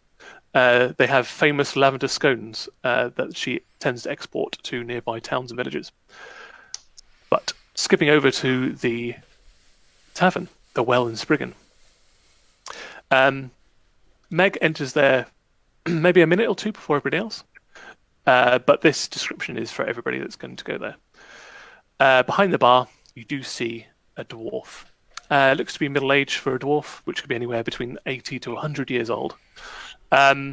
His beard is dark copper, and looks to almost either be very, very well oiled or constantly wet with whatever he seems to be brewing that day. In fact, at this point, he's got his head sort of poised over a barrel, and he's adding ingredients to a mash tun, which he's then placing over a fire to heat up. So I'll call out to him, Bluster. I assume that he knows me. I grew up there. He maybe hasn't seen me in a while or hasn't seen me regularly, but I'll give him a shot. Indeed. The other 2 notable figures in the tavern, which again there's one of the local farmers who's sitting eating a plate of bread and stew and enjoying an ale, and the familiar sight of Jones on the piano. Now, the locals have taken to calling this creature Jones, and the most prevalent theory behind its existence that it was once a bard that had crossed a wizard of great repute and stole a wealth of their magical items. The mage tracked down the bard to a tavern, this one, where they were playing for gold and glory. As the story goes, the wizard cursed the bard to play forever at the piano, unable to move or stop. Since that story, that bard has died. And in its place is just a fleshless skeleton. And it's been this way since you've lived in this town. And they've called it Jones. People also tend to dress up Jones in a myriad of different clothing. So he's got like an old battered top hat, moth-eaten scarf. Someone's put like a long trench coat over his shoulders, and a myriad of the children, you don't know who, is drawn a curly moustache on his skull just above where his teeth are. You know that Jones can no longer speak and doesn't react, but will take musical requests. Do they dress Jones in festive holiday attire? So, like, do they put him at Christmas time? Like, do they dress him like a bunny at Easter? Basically, does the Wellenspriggan get down on themed Joneses? Oh, absolutely. Okay. Yeah, there's even a small chest next to where the piano is for changes of clothes. Like, great, I love it. Yeah, so the local farms will donate one of their larger pumpkins during sort of the Hallows Eve time, which will be placed very carefully over Jones's head and then carved out the eye sockets and mouth for him to see through. No one knows if he actually does use eyes like a normal person. Things that you put on doesn't really seem to obstruct his vision. Phenomenal. Yeah, so I'll lead kind of our trio up to the bar. And I'll kind of like smack a hand down on the bar and I'll call out for... Yes, so Bluster Brewbeard sort of jumps when you slam your winged hand down on the bar. Actually, I should ask you before we carry on. As an Aarakocra, you can either have wings on your back and clawed arms as per usual, or you can flavor up that you just have wings. I'm going to do just wings. Okie dokie. So instead of having prehensile fingers, you just get by scooping things with your larger wingspan. Love it. Cool. So yeah, Bluster jumps with a start and turns around. Hey, what the F are you doing back here, laddie? It's been a while since I've been home, but I was passing through. We just finished a 3-night stay over at the fairgrounds a couple towns over, and I was stopping by to see me parents, and my dad's and my mom is sick, and everyone's kind of giving us the side eye. I was kind of wondering maybe you knew what was going. Oh, yeah, you've really picked an awful time to come back here, dear friend. It's not a good time for you to be around. Your father's in a wee bit of trouble now. He's absconded now about 7 days ago. And your mother, God bless her soul, she's been in a coma for that entire time.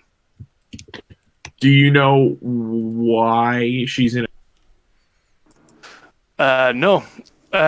Father Mortis, before he self-isolated himself in chapel, tried to figure out exactly what was going on with her, but he had no luck.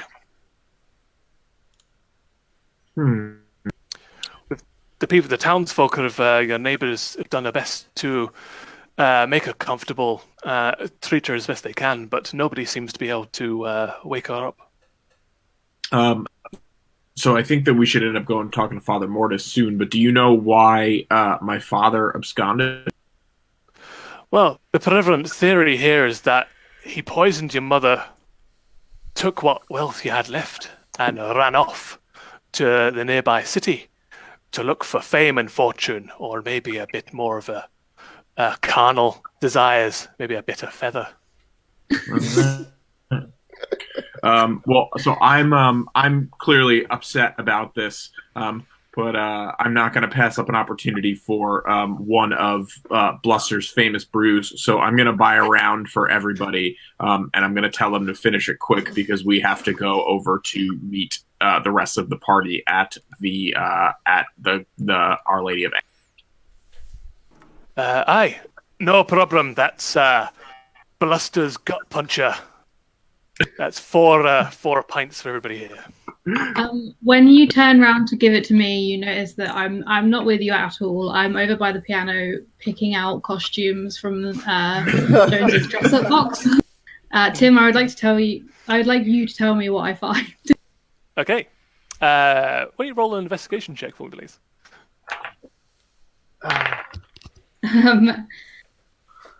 19 plus 1, 20. 20.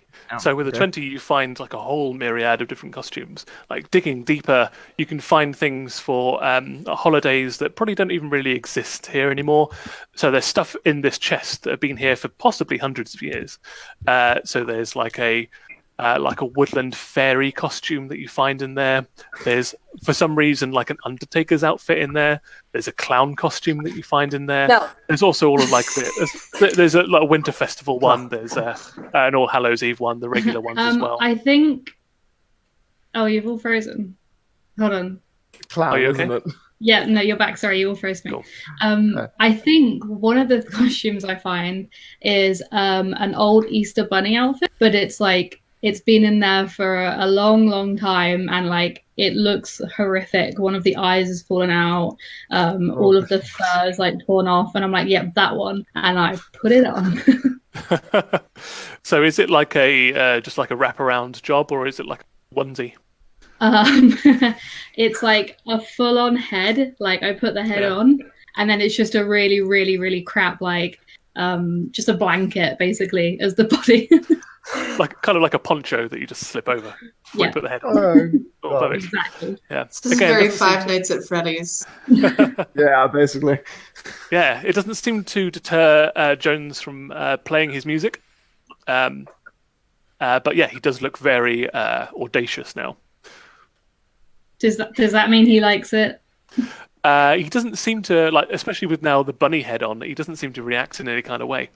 Oh, I He just takes it very pat much on in his him. stride. I'm like, oh, Jonesy. Yeah. When you pat him on the shoulder, it's almost like a musical lilt to it, like running a hand over a xylophone. Right, so we'll go over to the two people going to the All Faiths Shrine. So it takes a little bit of exploration because you don't know the town very well, but eventually you get pointed gruffly in the direction of Our Lady of Anguish, the chapel. It's very modest. It is built half stone, half wattle and daub, like some of the other fancier buildings here. And when you get there, the exterior door is closed and there are no windows. Okay. Strange. Cool. And is there only? Do we know if that's the only door or if there's another way in? It's nestled between two other buildings, so there's no left or right to it. But when you go around the back, there is a secondary entrance. It's a much smaller, less ornate door that looks like to be either a servant's entrance or somewhere that they would use to take out the trash or like bring in supplies, etc. That too, a cursory push also seems to be locked. Okay. So wait, did we circle to the back now? Certainly Windy did. Okay. So before I do anything, I'd like to go into my component pack, and I just want to tuck a small square of silk underneath the glove of my gauntlets. Okay. Just slide it underneath so it's not visible. Sure. Just pre-prepping, just in case. Cool. Then I would just like to walk up to the door and just give it a generous bang. Okay. As you bang on the door, it does bow to your knocking and rattle as well. It does sound like there may even be chains on the interior side of the door when you bang on it. And as you bang on it, you hear a very faint Go away. Mm, Can we try to persuade them to open the door, or try to like figure out who's talking? I assume it's Father Mortis, but I don't want to assume. yeah, I also assume it's Father Mortis. It's up to you how you would like to persuade the person to open. You can frame your request in any way you see fit, and then roll a persuasion check if you'd like. How would you like to go engender first? yourself? Yeah. So I think with him being a father and him probably being very like interested in the community, I think I should tell him there's an emergency outside. And it's not necessarily the full truth, but we're gonna try to persuade him and lie a little bit. Okay. Deception. Yeah. Would you rather roll a deception? Which one's better for you? They're the same. Yeah. So okay. roll a deception. Check. Okay. 1 Plus plus 3. I said go away. All right. Father Mortis, I was hoping we could talk, one cleric to another. Would it be possible for you to come out here, or rather for us to come in? Oh, jeez. Why don't you roll Sorry. a deception check for me, please? Percepzione. Wait, deception plus 3. Okay, cool. That's gonna be a 17. 17. Yeah. Who are you? I don't recognize your voice. I'm a friend of... Wait, what's Chris's family's last name again? Lightwing. Lightwing. Mm-hmm. Lightwing. Okay, cool. How am I going to phrase this? I'm a friend of the House of Lightwing's young son. I was hoping to discuss the matter of his mother's affliction. I've tried treating her, but I can't get any further. People are dropping like flies out there. I'm not coming out. So it's not just one. No. Might I ask you how many are afflicted? Before I locked myself in here, it was 3. It could be more by now. Okay. Can we tell if he seems like shady at all, or if it seems like he's like off a little bit, like not telling the truth? Yeah, absolutely. You can roll an insight check. Yeah. 8 plus 2, 10. So from what you gather, I mean, you don't really know his general demeanor, but you can hear like a quiver in his voice that he's trying to mask with hostility. He does seem genuinely concerned. All right. Has anyone else come to this town, Father Mortis, aside from before the affliction began? It's about that point that the rest of the group turn up behind you as you're quizzing Father Mortis. He does respond, though. He says, Cool. We've had a few traders come by, and but no one of note. No one I don't recognize the face of. Can I cast my zone of truth to see if he's lying about anything? Indeed, you can. However, I do believe you need to see where you're casting it to, and he's currently like conversing with you behind a locked door. Okay. So it might be a case that you have to like get face to face with him somehow. And I wouldn't recommend wasting the spell slot anyways. I think from what we've gathered so far, the quiver in his voice, he's scared of something, so something is clearly wrong. So either there's something in this town, or one of those travelers did something and Chris's father went off to go find ex-trader at the town, wherever they're from.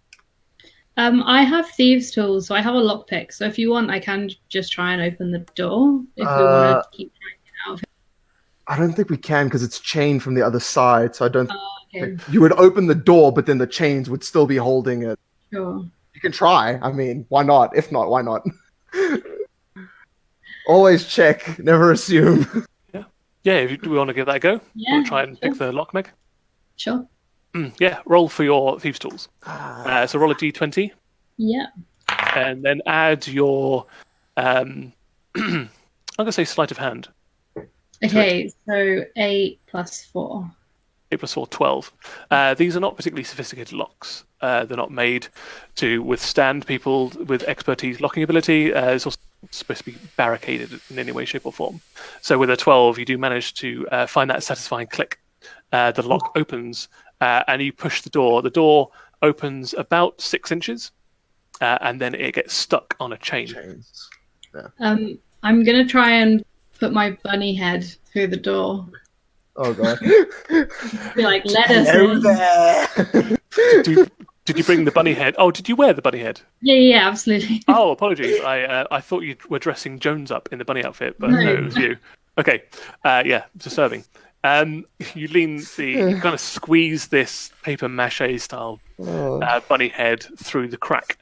It's difficult for you to see, but you know that the interior is very, very dark. It's lit only by a few candles, but you do see some movement about 10 or 20 feet further into the building. You said the building's dark. Yes, only lit by candlelight. Has no windows in this structure. I'm just going to say again, like, can you let us in? We just want to chat. Why don't you roll a persuasion check? Me? Yeah. 9 plus 5. So 14. The figure retreats further into the darkness and just shouts at you, "Go away. I don't know you. I don't trust you. You could be anyone." I could be anyone, but I'm not anyone. I'm Meg, and I just want to know where my friends' family are. You might say you're Meg, but I don't know who you really are. Test me. I'll prove it. I don't know you. I don't know how to test you. Have you ever been to a circus before? No, never been to a circus before. It's not my cup of tea. I can show you some magic if you want. Then you might trust me. I don't know how that would garner my trust, I'm afraid. As he says that, I'm going to cast a minor illusion of myself next to where the shape is. Okay. With minor illusion, you can cast a 5 foot by 5 foot cube. So you probably will have to, especially with the paper mache head on your head, like false head on your own head, you probably will have to crouch down slightly. Okay. But yeah, you magically cast it in front of them, and he starts freaking out. He backs away, knocks into a table. One or two of the candles gets knocked off its axis onto the table, and you see it catch something, and the table starts going up in flames. See, now you should really let us in because we can put that fire out for you. He desperately tries to. He grabs like a sack and starts beating the top of the table, trying to put the fire out, going, "Be gone, you devil! Be gone!" I am.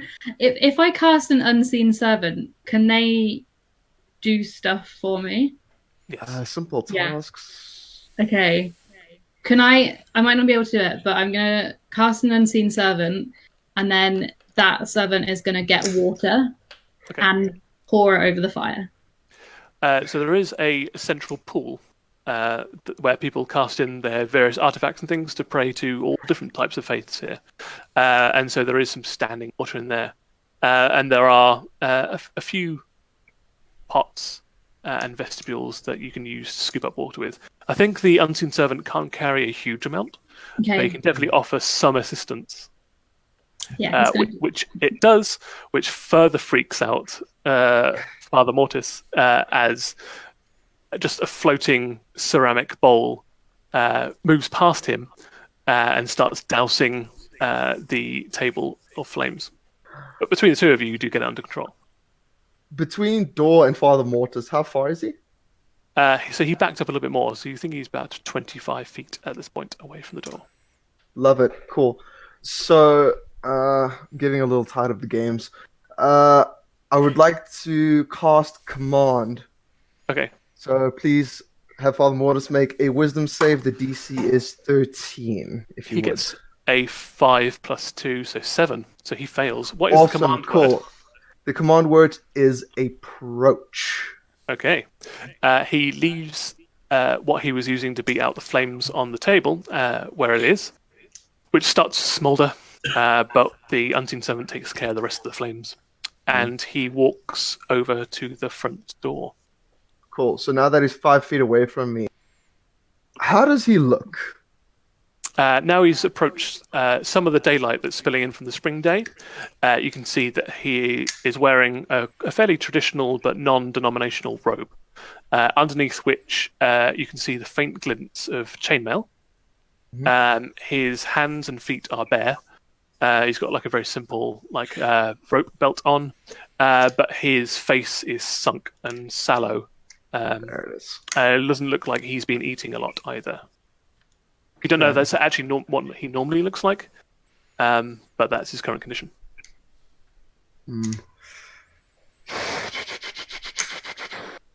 What would everybody else like to do in this point? Yeah, because now I got him in front of us. Yes. Can I cast Charm Person? You certainly can. So what's your save DC? Um, So if you look on your actions, go to spells. yes. Should be He has at the to. I think it's 13. 13, cool. Yeah. What is his charm? All right, he rolls a 13, but he's got a -1 to his. So he fails. Charming as ever. Indeed. So I would defer to the rest. I'm not very good at asking questions or interrogating. Very much just want to set the tone that he is now charmed for us to ask him questions. And it will last for an hour. And so when he's charmed, he regards you all as friendly. So it's much more easier for you to sort of engage with him, get him to do what you want. I would like to ask him if he knows why my dad left. Well, the rumors I heard before I went into, before I boarded myself up in this place, was that he was responsible. But I don't believe that at all. I think he has seen what's happened and gone to get help. Unfortunately, the nearest city is a good 14-day fly or walk. Okay. Can I reach out for his hands and ask him to remove the chains from the door so that we can come in? Sure. You can roll a persuasion check with advantage. Sure. He seems that, to be what have I missed? We charmed him. Sorry. Okay, cool. Ooh, that's a 17. 17, yes. Wow, So okay. he goes, all right, I can see that you're here to help. So on this one instant, he moves back behind the door. You hear the clanking of chains in the lock, and it gets threaded through the eye hole, and the door gets pulled open. You can see more of the interior of the All Faiths. It definitely looks to be lived in the last few days. There are no windows in here, so it's very close. It's quite a musty smelling place now, smelling of someone that hasn't had access to a shower for 3 days, unfortunately. It's like my living room. Like all of our living rooms. Nailed it. Indeed. Oh, gosh. But he holds the door open for you all. If you all enter, he'll All right, cool. he'll put a latch down, but he won't re-chain the door. Okay, cool. I like the sound of that. Awesome. I haven't got much to offer you, I'm afraid, but I can offer you some water. That's quite all right. We more than anything would like some information. Yes. Well, like I said to Sal, your father. Bluster said. I cut out there for a second. Bluster said that 3 people had been infected. So, outside of my mother, who were the other? Hey, one of the farmers. Believe his name was. Check my partially burnt scrolls over here. His name was Vernon Meyer, one of the wealthier farmers that was taken ill about 3 or 4 days after your mother. And then the last I heard, the day that I locked myself in here, one of the children also slipped into a coma. Right. Okay. And you visited all of these except for the child? The child was the last one I visited before I locked myself in here, realizing that there's nothing I could do to help them. And are all these people still in town? Last time I heard. If you don't mind me asking, what have you tried? So I'm unfortunately not a particularly powerful cleric, but I have tried some magical healing and whatever potions and salves I've got in the old-faced chapel. Alright. Do we think as a team it's worth visiting these other people or asking around town more? Possibly. What I would like to know, just out of game here, what I'm curious in is the travelers. Because for me, the biggest hint dropped was the father has taken his traveling equipment specifically, not valuable possessions, traveling equipment. So he's looking for someone. 3 people have come to this town, 3 different merchants. So I'm willing to bet they're the answer, and the dad went looking for one of them. So what I would think is maybe we could go to each person who's been affected and maybe find out, did they come into contact with one of the 3? Whoever's come into contact, what did they buy maybe as well? If it was food or something, maybe there's the problem. I was going to say, I think we should head to the bakery, because if they've been traveling for a while, then they've probably had to stop for food and supplies. Yeah. Especially if that's like the town's most well-known export. Yeah. But the thing is, we need to find which we can't track obviously all 3, and this is a one shot. We can't track all 3, so we need to find the one that's the most likely to be the suspect. But weren't they together? No, there was a troop of 2 merchants that came one day, and then 2 other individuals that came on subsequent days. Okay. Right. So we can't get anything from your family because dad's missing and it's just your mom. But the other 2 have family members we can question and be like, which of these 3 did you come into contact with? The minute multiple people have come into contact with one, there's our prime suspect. For now. Yep. That's where my mind is. I don't know what. Well, Vernon hasn't got any family to speak of, but he does have a best friend called Tone Dillard. He was the one that found him after he wasn't going off to tend his farm after a day. The child is actually one of Millicent's children. Oh. So she's in the bakery. Well, so we should go to the bakery. All right, bakery it is. Is that saying okay among your people? What's that? Killing 2 birds with 1 stone from the Aarakocra. Oh. Yes, is that acceptable, or is that a bit on the nose? Eating 2 worms with 1 beak. Indeed. Beautiful. Yeah. So we unanimously agree, bakery? Or anyone else have something they would rather do? Bakery. In between. Bakery.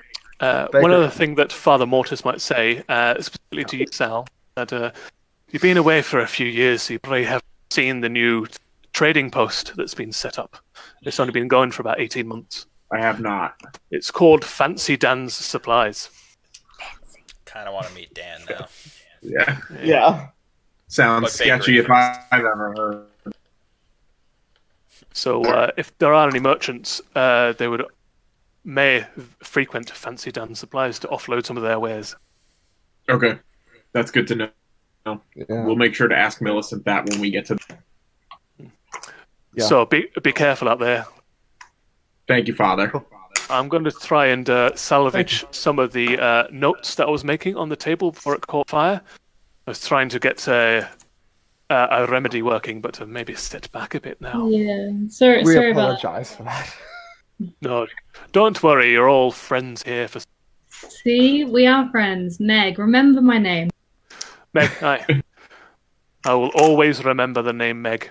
Thank you. Especially after 1 hour when the spell has worn off. Especially in 1 hour. He is not going to be happy. Now, if you need my help again, just rap on my door. All right. Thank you very much. Thank you. Then let's go. So he ushers you out. He'll close the door behind you, and then you hear the heavy chains being wrapped around the door once more. Cool.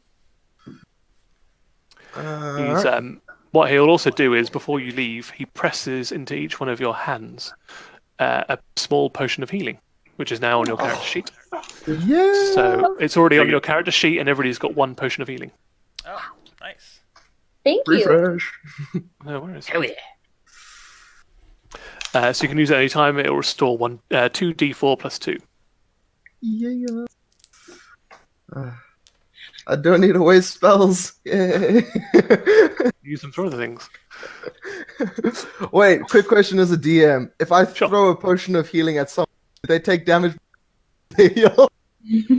They are in like glass vials, so for the liquid Before- to go in to be imbibed, they'd also maybe have to swallow a fair amount of glass at the same time, possibly offsetting the healing properties. But Sorry, to get lucky. it's a joke in my group. Sorry, All good. I had to. So where would you like to go next? Bakery. So yes, to Aunt Millicent's bakery. Mhm. As you approach, this windmill is a giant windmill. It dwarfs all other structures in Waldenbridge.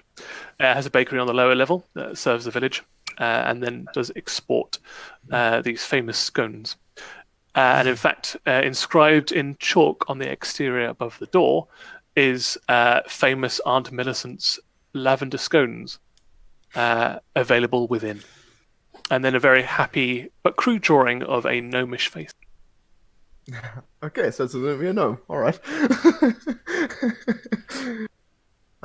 Cool. The door is opened. When you take a quick glance inside, there is a cloud of flour, and then a rather rapid creature moving through it, like displacing the flour as she goes. What? Is that Millicent? Sal would recognize this flurry of activity to be Millicent. Yeah, and I think that she knows me, so like I'm all kind of at least I'm a little desperate now, so I'm gonna kind of like rush in and kind of yell and try to get her attention and get her to stop, and I'm getting a little frantic now because I kind of want to just know what's going on. So I'm gonna ask her sort of point blank, like, what's going on with your child? What do you know about this curse? What's up with my mother? Or like I'm just kind of like word vomiting out as before she can probably even acknowledge that. She looks startled for a second, but regains her composure very, very quickly. She's very much like the matriarch of this bakery industry. That her husband works the mill itself, but she has a myriad of like family members that help her create these exquisite creations known as the lavender scones. And you can see underfoot as well, even smaller versions of gnomes. So potentially like her children, possibly her grandchildren, even great-grandchildren. It's very difficult to ascertain exactly how old Aunt Millicent is. But yeah, it is a very well-oiled working machine. But yeah, she turns to you and goes, "Oh, dearie, I didn't know you were coming back so soon. How are you?"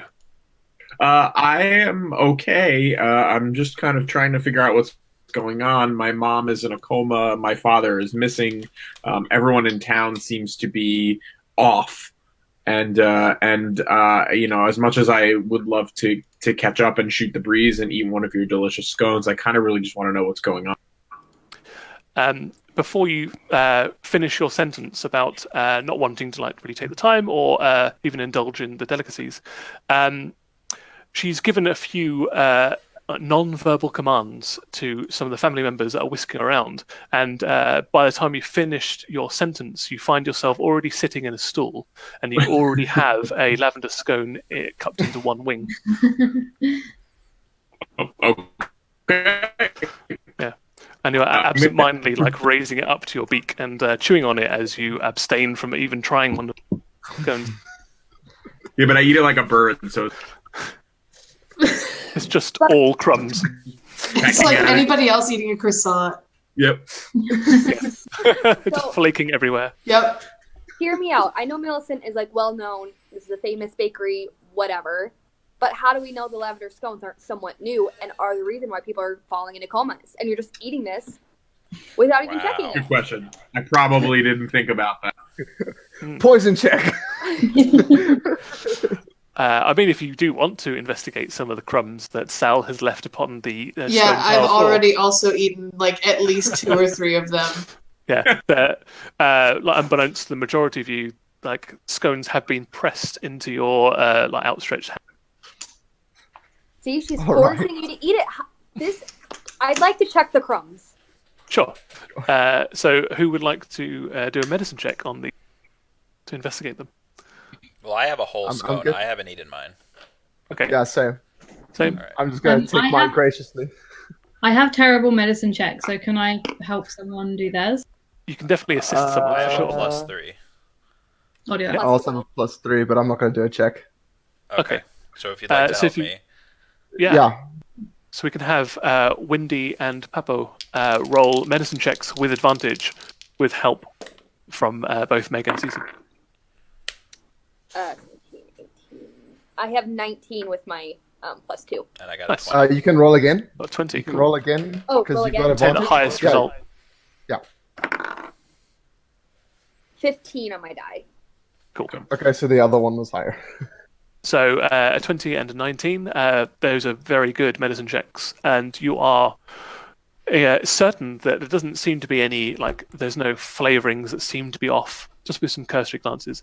You may even have some supplies on you, possibly supplied to you by Cece, that you can like dip some of the crumbs into surreptitiously to see if it's like alkaline, acidic.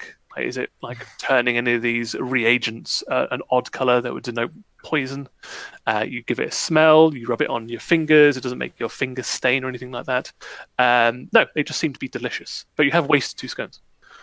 I'm glossy-eyed and just in heaven. Yeah. These do taste exceptional. You don't think like lavender should go in a scone, but somehow she makes it work and work better than it really ought to be. There's some kind of gnomish magic that's being worked upon here. And as you look around the bakery, it's not an ordinary bakery. It would just be tabletops and some rudimentary measuring equipment and like vestibules that would contain eggs and flour, etc. There is like gnomish contraptions that has automated a lot of the more rudimentary like baking acts. So there is just like these cogs, these wooden cogs, and the steam-powered like rolling devices that are rolling out pastry and stuff like that. So Millicent can really focus on like crafting her scones without having to worry about like all the sort of like redundant and more Mundane. exactly, mundane tasks. Okay, now how are we going to phrase this? Delicate While question. everyone is thinking carefully, I just go up to Millicent and say, "Hey, those cakes are really nice. Did you see anyone come through recently?" Oh, other than your fresh faces, it's been relatively quiet. Oh, really? We've seen loads of people on the road, so I just didn't know whether you'd seen any of them. Well, there's been 2 sets of traders that they came in. One was about about a week ago, and the other one was a few days ago. They came on their one came in the way in, and the other one on the way out. Did they seem nice? Did they seem friendly? Did they talk to anybody? Did they talk to you? Did they talk to any of your children? Oh, well, aren't you just full of Meg. questions? So the one that came after their visit stocked up on a lot of my lavender scones. As a trader that I usually use to my wares around the local towns and villages, take a cut from him. So that was a relatively innocuous trade. Nothing untoward. They stopped for a spot of tea and a scone as usual, and took about 5 dozens of my scones, paid me in advance, and moved on. The other trader, we only see him every like 6 or 7 months, and he came in purely for like a chinwag. I often have the best gossip around here, and he likes to talk to me about things. What did you tell him? Oh, well, that he came in around about the same day as poor old Sal's mother. The name that I definitely know without having to check up on my little diary that I keep on my purse. Ventress Lightwing. Yes. Oh, sad business what happened to your mother there, Sal. But yes, so obviously we were talking about that, and like, had he heard about anyone else suffering from the same kind of ailment, which he hadn't. So that's about it, really. Oh, what did he tell you? Oh, well, he told me about, there's been some banditry on the road up towards the city. That's relatively innocuous. That usually happens quite often. What is it? Oh, his brother's sister left him and shacked up with the local sheriff in the nearby town. I know, scandalous. And other than that, there's been some political intrigue as well in the city nearby. Some shifting of power over there. Do you think any of that that chaos over in the near town is going to impact you? Oh, inevitably, like a shift in power always comes with maybe tax levies on our village. But they're oh my goodness, I've lost all of my names. Oh, here we go. Evenborough, Saffron Evenborough, the head of the village. She usually keeps a tight rein on things like that. They'll try and increase taxes, but she's having none of it. Do you think any of them would want to hurt any of? Oh, I shouldn't think so. We're a relatively small village. We haven't really don't pose a threat. We're not particularly wealthy. This traveller, I don't suppose you know who he went to see after he came to see you? Oh, indeed I do. He was selling a bunch of pelts, and he went off to go to Fancy Dan's supplies. Ah, Fancy Dan. Yes, and the other duo that came here really just to stock up on my wares, but I wouldn't be surprised if they maybe checked in with a constable. And target is found. All right. I think we've enjoyed our scones. Maybe it's time we move on. Find out how fancy these supplies really are. The Fancy Dens! I before we leave, I talked to the smaller goblins that's running around and exchange, I don't know, a couple of silver for a bag of scones that I can take with me. Oh, absolutely, yeah. They're So more than happy good. to sell you as many scones as you would like. They come to 5 copper pieces each, and you can buy as many as you'd like that you can fit into a sack. I feel like since I'm very bad with money, I just give them a gold piece. Okay. So that's you get 20 scones for a gold. In fact, she'll round it up to 22 scones. Oh, Perfect. Bulk buy discount. A baker's 22. As it's known. exactly. I go to just tip my head and say, thank you, you've been so lovely. I hope to see you again. And as I do, I just forget about the rabbit head and I just whack her on the head with my ear. Before you come in contact with her head, with your paper mache head, with a deafness that belies her age and wisdom, she slips out of the way. And you just end up slightly headbutting the counter. Oh, Nothing to really like phase you or anything. It's just a very dull thunk as it reverberates in the paper mache head. All right. I just want to know. I want to ask her what the name of the traveler, the one that was from a week ago, what their name was, if she knows. Oh yes, his name was Tandon Buckenridge.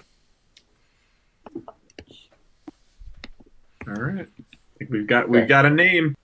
We've got a name that's more than likely the suspect. I hope. All right, cool. So it's a fancy dance. Fancy Dan. Fancy Dens! Fancy dance. Yeah. Take care. Be safe out there. And if you find anything, any cures or remedies or any information, if you could come back and tell me, because my poor little grandson is rather afflicted by this, and we have been unable to rouse him for the past 3 days. I've been quite worried about him. It's all right. We'll That's what we're help, trying don't to do. Yep. Copy that. Yes. Cool. You exit. Everybody's slightly powdered from the flurry of flour inside. Right, dusting off. Yes. So like as Sal beats his wings, just a secondary cloud of flour catches the wind.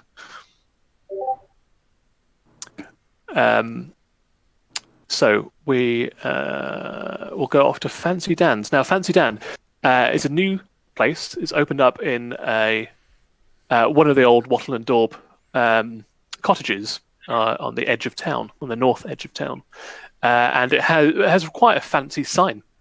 Sal, you know that there is a sign maker in town. It looks very much like his handiwork. It says Fancy Dan's, and then there is an illustration of a myriad of different supplies that potentially is offered within. Cool. So I think we'll just head in and kind of get the lay of the land. Cool. Yeah. You walk into Fancy Dan's. It's a mixture of what looks to be a haberdashery, a cobbler. There's a barber's chair in one corner of the room as well. That also seems to double up as a dental chair, for there is not only combs, waxes, and scissors, there's also a hammer and chisel that would be used to extract teeth, a set of pliers, and like a half-made set of dentures. You also see a bunch of pelts hanging up on the wall. There is a general supply store as well, so there's like boxes and crates full of different types of supplies. There's like fishing equipment, there's netting, a whole myriad of different things. Well, Do we notice anything off about the pelt? I would like to actually go investigate the pelts, please. Cool. So Kylie, sorry, you said something about pelts? Oh, I was just saying he has the pelts, so we should Yeah. Oh, okay. check them out. Check. So you focus on the pelts. When you walk in, there is presumably the proprietor, presumably Fancy Dan. He does not look particularly fancy. He's just wearing a very common cotton shirt and a pair of pantaloons. Does he have a fancy mustache? He does not. No, he seems to be like not clean shaven, but doesn't seem to be able to grow a very successful facial hair despite efforts. All right. He also So looks. is me. Also, he looks to be like quite thin, wiry fellow as well. It doesn't look like he sees a lot of sun either. And also, he doesn't react to when you come in. His head is in a book, a novel of some kind. His feet up are on a table. He doesn't notice your entry, despite there is 6 of you. As you blunder in, start peering at these pelts. Now, the pelts, you don't need to do like any kind of check. They look to be relatively fresh and from like local creatures that you'd find in the area, like in the forests or on the fields and plains. Okay. Can we? I will, in that case, since there's nothing out of the ordinary out of them, I will get Fancy Dan's attention and see if he can kind of, engage with us so I can ask him some questions. As you, what do you say when you try and get his attention? I just kind of give him an oi, just to kind of get his attention, and say, hey, we've got some questions about these pelts. So as you exclaim the word oi, he nearly jumps out of his skin. The book goes over one shoulder and nearly pushes himself back off of his stool, but manages to just about right himself and pull himself back. He goes, pushes a small round glasses back up of his nose, tussles his mousy brown hair, and goes, I do apologise. I didn't expect to see anybody today. He caught me halfway through one of my novels, which he uses his foot just to kind of push underneath one of the shelves. And if anybody's interested, you can try and look at the title as he tries to hide it. That's fine. I'm interested. I think you can kind of guess. You could probably make an educated guess. If you want to Yeah. specifics, you're more than happy to roll a perception check. Kakashi.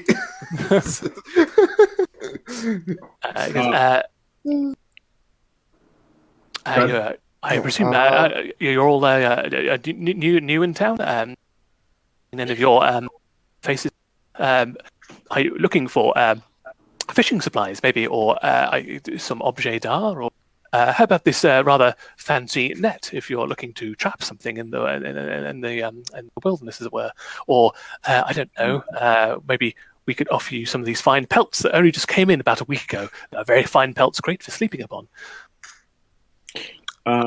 I'll volunteer the information that I actually grew up, but I've never met him.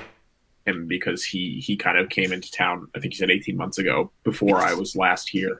So I'll tell him like who I am and where I'm from and I mean I'm sure he probably knows about what's going on in the town and what's going on with my mother. So I kind of want to just see if he knows anything about what's been going on or if he can shed any light, like what's his take on what's happening in the town. Oh, my goodness! I didn't realize that you were the son of the lovely Lightwings. And he awkwardly reaches out and tries to shake a wing. Just kind of just grabs the top of your wing and just motions it up and down weakly. Says, well, yes, it's a terrible business. I don't really know what is going on. I tend to just go with the general consensus of the town in general. I'm quite new here, so I don't really want to rock the boat or make any enemies or things like that. Can I slip him a scone to calm him down? Sure. Yes, he seems to have this very nervous energy. Yeah. As you place a scone on the side. He's not really so much of a bartering. I kind of might have to insist on they're more of a gold for supply. Oh, I go. Oh, okay. Just kind of tussle his mousy hair, and he goes, "Thank you." Breaks off a token piece of the scone and almost reticently places it in his mouth and gulps it down. Almost like he doesn't really want to eat it, just as a sign of good faith. We're scaring everyone we come across. I mean, I could sell you anything you want, and I might be able to help you, or I could try and give you any information I don't know what you already know. We're looking for someone. A merchant that passed through here a week ago. Tandon Buckenridge, I believe his name. Oh, yes, yeah, the trapper. He brought in these rather fancy pelts. Yes, indeed. Yes, I imagine he's probably out either getting more pelts, doing more, manly trapping and hunting like people of the plains would do. Not really my kind of forte, I'm afraid. More of a homebody type of person myself. But no, lovely. Sorry, what was the question? Can you tell us where he is? Anything about him? Oh, of course, yes. No, absolutely. Yeah, he's probably out, as I said, maybe trapping some beasts or selling them to some of the other villages for a slightly higher price. People paying for things, I've already got some pelts, so I'm probably not really interested in buying any more for a little while. It's supply and demand, so they wouldn't really be interested in, buying any more pelts or furs or anything for a little while, but he knows this. He's quite an astute man. I am interested in buying one of these pelts, but I would like to hear some reviews first. So can you let me know who bought some from you so I can ask them about them? Well, we do employ... I'm trying to get a new initiative going in Walden Ridge to maybe give any newcomers and any existing merchants a good kind of grounding about various services that can be provided here. I like to call it Yelp. So what happens is you can ask anybody in town and they will yell at you whether you should buy at this place or not. Fantasy Yelp. So you can just knock on a door and say, would you recommend Fancy Dan's as a good place to buy pelts? And they'll probably yell back at you, either get off my lawn or yes. Can you tell me who to ask specifically though? Because I'm in a rush and I don't have time to get everybody. Oh no, of course not. Sorry. So but do you want to know if it's of high quality? I believe the head of the village.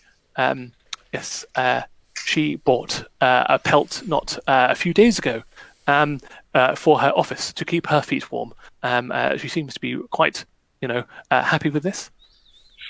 Had no bad. She hasn't yelled at me badly, so that's a positive Yelp review, I think. Is she the only one?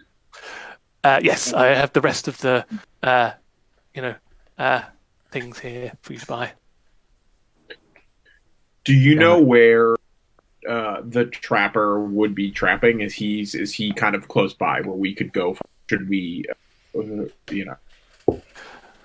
Potentially, yes. I think probably the either the head of the village or the constable, they would have more knowledge of their comings and goings, people that do business in the town, still relatively new, don't want to rock any boats, so try not to ask too many invasive questions of the people that provide me a service here, not wanting to put them off, making them go to other places.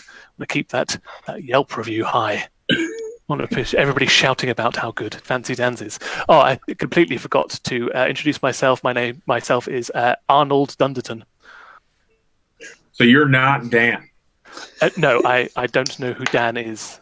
So you work at Fancy Dan's, but you don't know who Dan is. That's No, why I've you're never. not fancy. No, I'm neither Fancy nor Dan, I'm afraid. We do have supplies, though. So how did you get hired here? Oh, no, it's my own business. He owns it. So you own it. So Dan is like a character. He's like the Ronald McDonald, right? Yeah, basically, yeah. Well, there was a bit of miscommunication with the elderly signwriter in town, and I think he misheard my name and what the business was about, and wrote Fancy Dan and not Arnold Supplies. But I didn't really have the heart to tell him it was wrong, and didn't, again, want to rock any boats. So here we are, I guess. Listen, branding is everything. Yeah, he honestly did you a favor. I guess so. It's all right. Cecilia von Gallagher, it's a pleasure to meet you. And you too. Thank you. All right, gang. So do we think that we should go check the office? Only thing is now I'm not Yeah, we sure. should probably go talk to Saffron. Now I don't know if we're following the wrong guy now.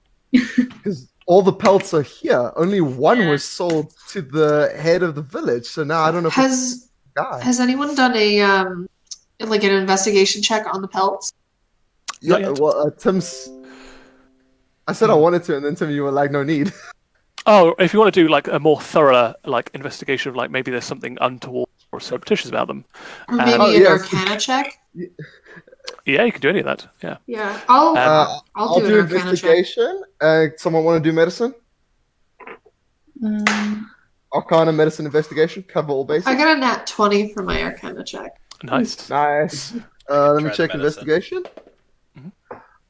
I got an 11 on medicine, investigation, so that's not going to be too high. Does anybody want to help Medicine. out with medicine? I'll help. I can help. Oh, There wait. you go. Either one of you can. It's fine. You can both help if you wish to. There's no problem at all. Yeah. So Sean, you can roll with advantage. That is a 16 total. 16. So we've got 11, 16, and 20, or a natural 20. Although, Ree, you could probably add that to your Arcana bonus as well on your character sheet. Yeah, I have the +3, so it's a 23. Nice. So investigation first. With an 11, definitely you can corroborate that they have been killed over the matter of about 2 weeks. So probably he's dried it out, kept a few of the older ones, built up a stock, and then come to sell them. There doesn't look anything surreptitious about the pelts themselves. They're not from a bizarre creature that you've never heard or seen of before, nor are they lined or laced with anything. With a medicine check next. Yes, they don't seem to be infused with any poison, nor are there any spines or spindles or anything that would poison or inject venom into a person either. It doesn't look to be tampered or treated with anything either. It doesn't look like there's been something that's coated on them. Running your hands back and forth over some of the furs, there's no barbs or anything, nothing laced in between. And with the 23 Arcana, you are 100% sure that they are neither used in any kind of magical ritual, nor have they been inscribed with any runes or magical arcane hieroglyphs. So I think between the three of you, you're all 100% positive that these are just normal natural pelts. As we're finding this out, Wendy is creating a song about tossing a coin to Fancy Dan because I'm getting bored looking for what's going on, and so I am the center of attention because I like to perform. So I will be singing as we continue this journey. Amazing. Yeah, I'm surprised that a bunch of circus performers and staff are having trouble solving a mystery. I'm Fancy Dan. I can offer you one of the furs. You seem to be quite interested. Knockdown price of 2 gold. That's Listen, that. I'm writing a song about this place. I think you can knock it down a little further. I see you're well versed in the ancient art of haggling. So why don't you roll a persuasion check for? Yes.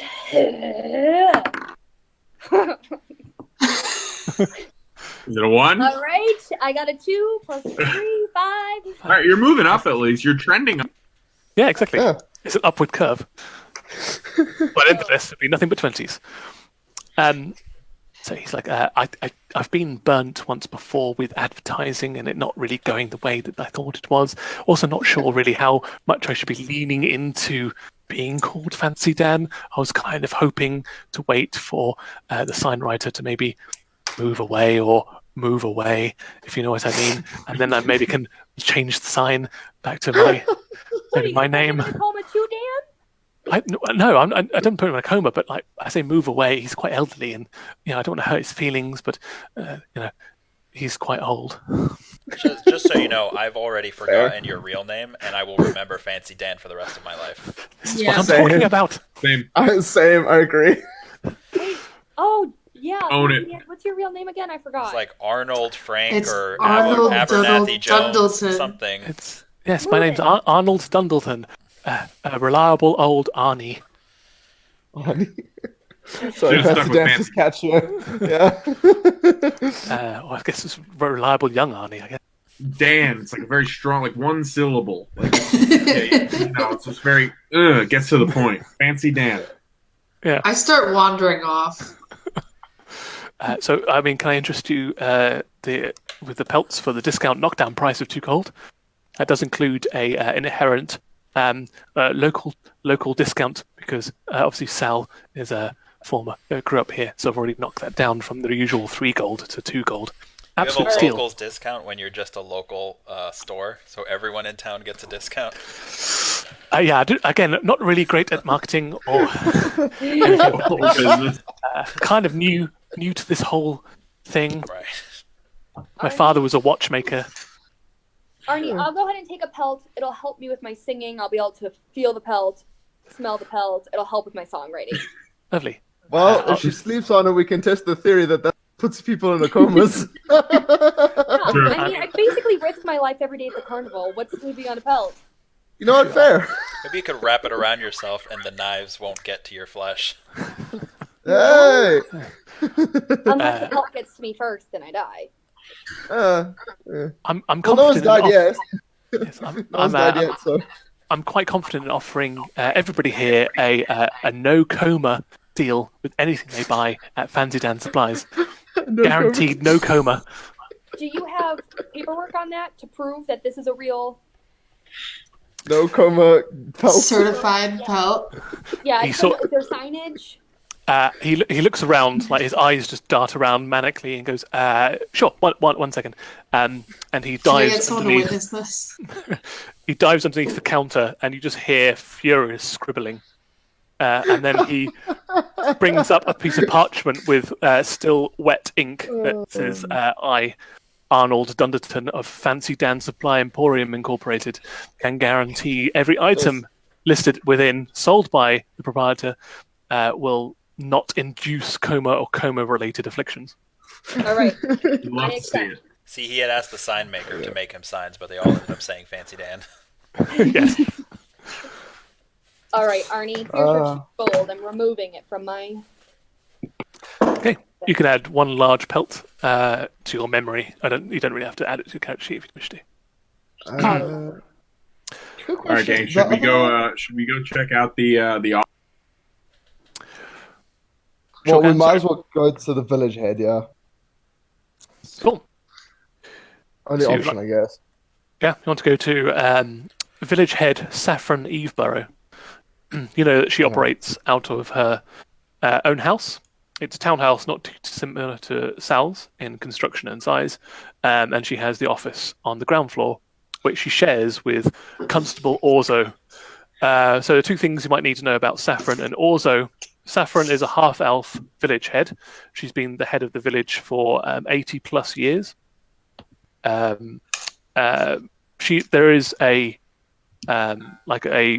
a town vote every year about who should be head village, and she unanimously wins every single time. Whether that is a testament to like how good she is at managing the village, or just because nobody else wants the job, is up for debate. And Constable Orzo, he's the only law enforcement individual in the entire village, and he is a gold dragonborn. Oh, nice. Yes, so you can go off. Sorry, the entire party, does that want to go to Saffron's together as an ensemble? Yeah. Cool. Suddenly, I very much want rice. oh yeah. Didn't even think about that when I was creating that name. Yes. All right. As you bust in to, well, do you have a? Oh, actually, well, you tell me. How do you wish to enter? The place is the door is closed, mostly to exclude either the heat or the draft or the noise from the town. Sure. Or the village.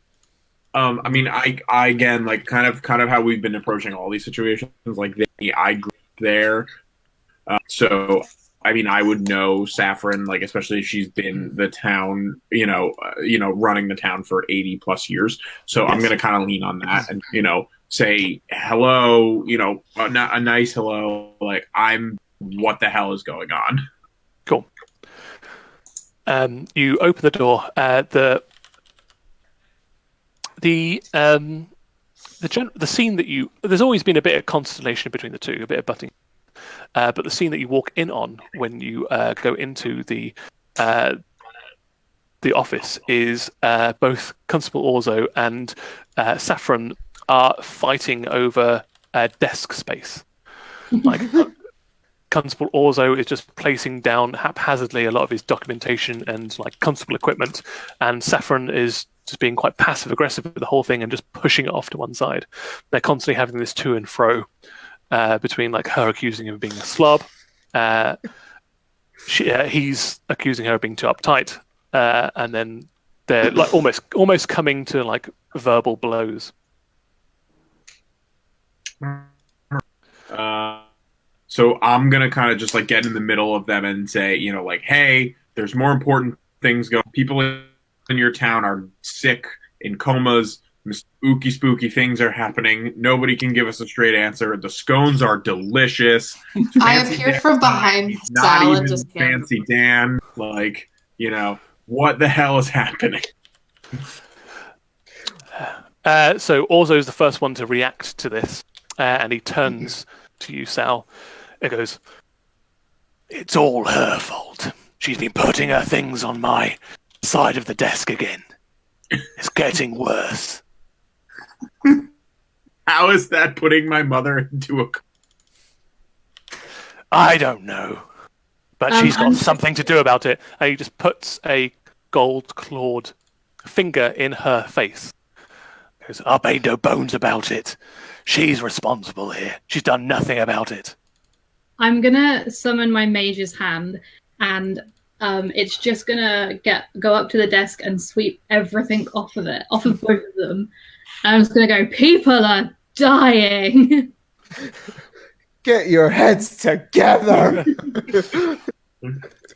At this point, Saffron steeples her fingers. She remains seated this entire time. It goes, "I have to correct you on that point. So far, nobody has died under my watch, lest it be of natural causes or their own foolish behavior. But these comatose patients, comatose though they may be, are still relatively safe. Why are they and will remain so under my watch." How do you know that? Well, they're being tended to. I have prescribed each individual a person that is of good and decent repute in the village to tend to them every single day.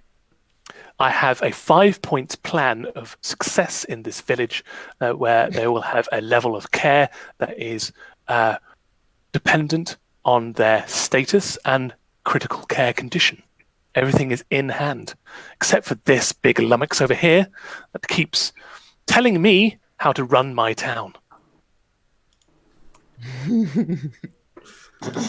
And also just scoffs at this. And pushes past you and just storms outside.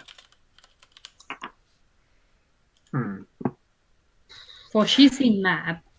As usual, the Dragonborn can't take the heat. Do you have any idea as to what's causing the comas? If you're, if you're helping them.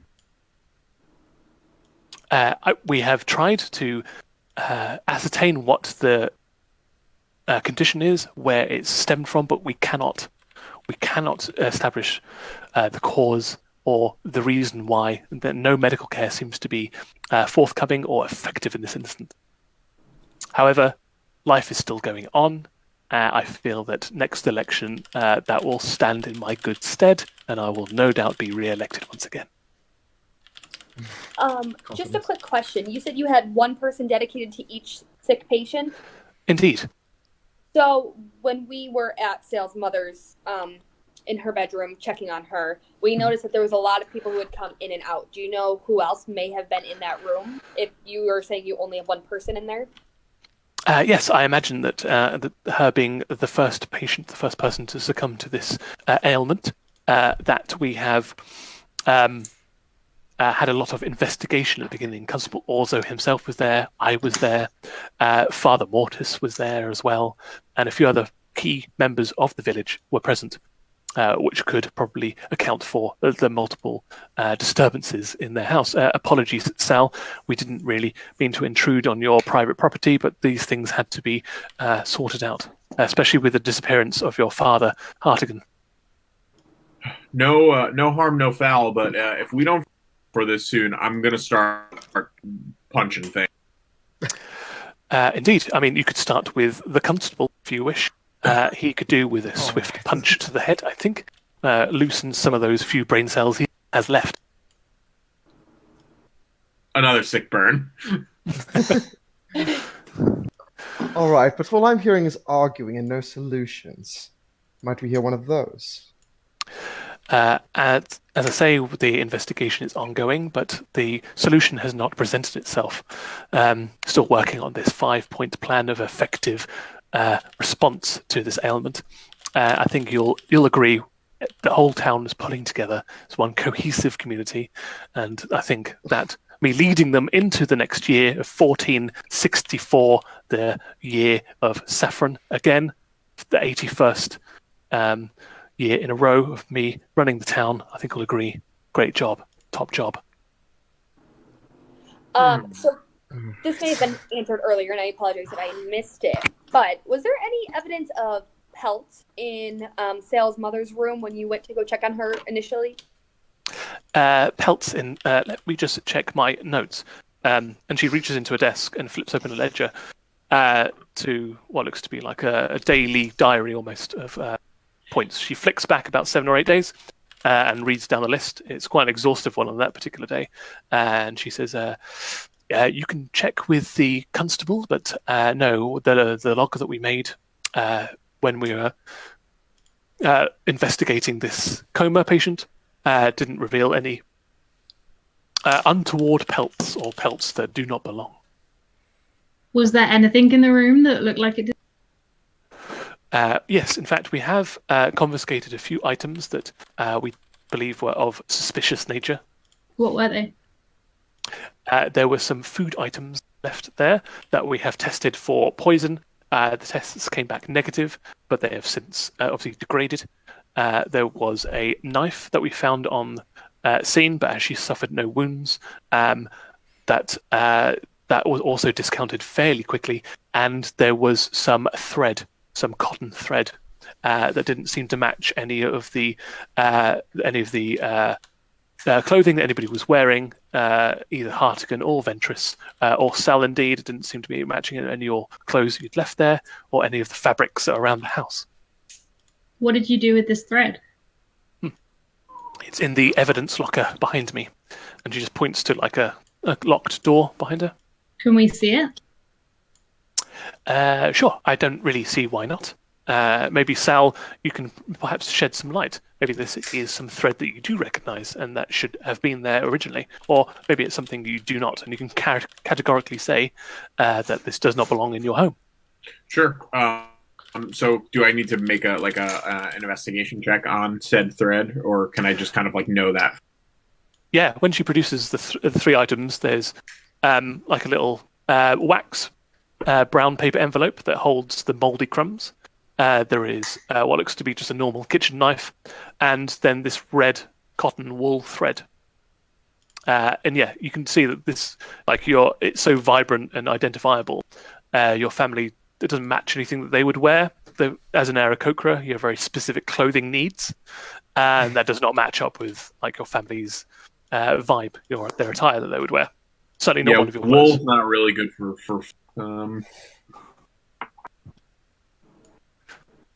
Well, I guess this could be a clue then. Do we know anything about the trader that came through town? I mean, I know you mentioned some looms as we came into town. Like, is kind of like manufacturer's thread for the town? You know, is there kind of like one specific textile manufacturer? So you would know. That having to ask is that a lot of people that live here have their own looms in their own homes, and they can make rudimentary things. They can make like shawls or, something to warm up with. Some people are more adept and can make better looking clothing. Some people even sort of experiment with different fabrics and dyes. Most people will just use like the wool as is and just make simple clothes. But this does look like it's like done to quite a high degree of experience, and it doesn't look like anybody could probably produce this in town. There only would be like a handful of people that can make it. Okay. Did you ever meet Tandon Buckenridge, who came through recently? I saw him around town, but no, we didn't actually engage in conversation. Can you remember what he was wearing? Off the top of my head, he was wearing a brown flat cap, a green trapper's vest, brown pantaloons, some walking boots, a white cotton shirt, brown leather belt. He had a Hessian sack that he was bringing his furs in, and a travelling backpack as well that had his roll-up, his bedspread and tent and so forth in. And does this thread match any of what he had with him? No, but no, he wasn't wearing anything red. He had no like scarves or jumpers. What was Arnold wearing? Arnold was very, very simply dressed, so like belying the fancy damn nomenclature that you seem to have garnered. He was just wearing a very simple brown vest and pantaloons. And then the who is it? The Father Mortis. Oh, yes, he was wearing chainmail and a very simple sort of black, dark grey robe with a rope belt. Okay. Have you seen anyone wearing this sort of clothing? This red? There's only a few people that would be wearing something so ostentatious, or could manufacture something so ostentatious. I think one of them would be Old Lady Corrin that lives out in nearby fields. Old Lady Corrin. Yes. All right. I mean, when we were talking victims and things, you mentioned, or it was mentioned to us that one of the farmers, Vernon Myers, had come down with the same affliction, and he was known to be a man of means. Was there anything that we could have, like, would he kind of walk around town in some ostentatious clothing, kind of like that? I mean, he, again, would be one of the other only few people in this town that would be able to afford such a fancy attire or high-quality wool or cotton. So potentially there could be some in his house. We did investigate there, and there were a few items, quite lavish items. All right. Could any of the those items had been, Sorry, I broke up there again, Chris. Yeah, I was going to say, could this thread have come? Broke up again. Sorry, it happened again. We got could any of this thread come, and then that was about it.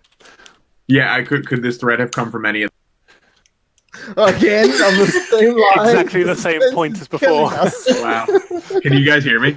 Yeah, I Yeah. can hear you now. All right. You say All that right. one part. Could that thread have come from any of his items? Ah, right. There we go. I mean, potentially, yes. We didn't go into as much investigation as matching thread with any of the items in his domicile, but potentially, yes. Constable Orzo, after the first person that kind of came down with this, was leading all the investigations, so I guess he would be the better person to talk to if you really want to. If you can stand that oafish man. Yeah, let's talk to him because we gotta get some information.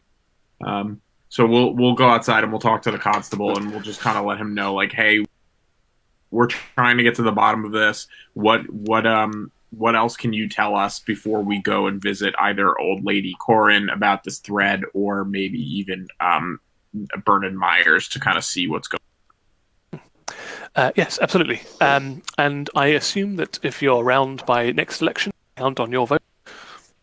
Oh, absolutely not. Sure. Oh. Great. Good to hear. Before we leave, can I just check if Sal recognizes the knife that they found? Yeah, that was just a standard kitchen knife that he would find in his own home. Okay. He was just confiscated because it's like weird. Not weird, but suspicious to have in like the bedroom. But you know that your mother and father used to just eat cheese in bed. So they would bring a cheese knife to bed and just chow down. So if you exit the house, you will see Orzo, Constable Orzo, just pacing back and forth in the main street of the town, mumbling under his breath, just kicking the mud as he does. Listen, if you tell us everything that you know and help us get to the bottom of this, we need 6 additional votes, and that could swing the election in your favor because the town is not that.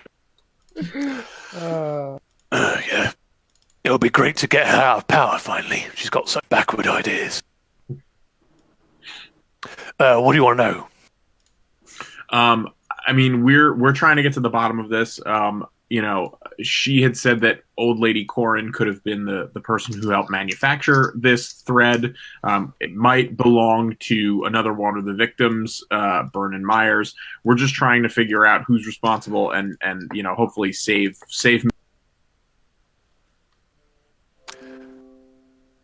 Sorry, you cut out there again, Chris. Yeah, just trying to get to the bottom of this. Yeah, cool. I got the gist. Said, yeah, absolutely. If you show me the cotton thread, I can try and correlate it. Remember all the different things I saw in my investigation, that kind of stuff. I hand him a scone. Okay. Yeah, he'll pluck it out of your hand, and just in one giant bite of his dragon-like mouth, just swallows the whole thing down. Do you offer him the red bullet thread? I'll hand him the thread. Yeah. He takes out like a jeweler's eyeglass from one of the pouches in his belt, pops it into one eye, and peers intently at the wall. He goes, "Oh yeah, I remember finding this at your mam's house.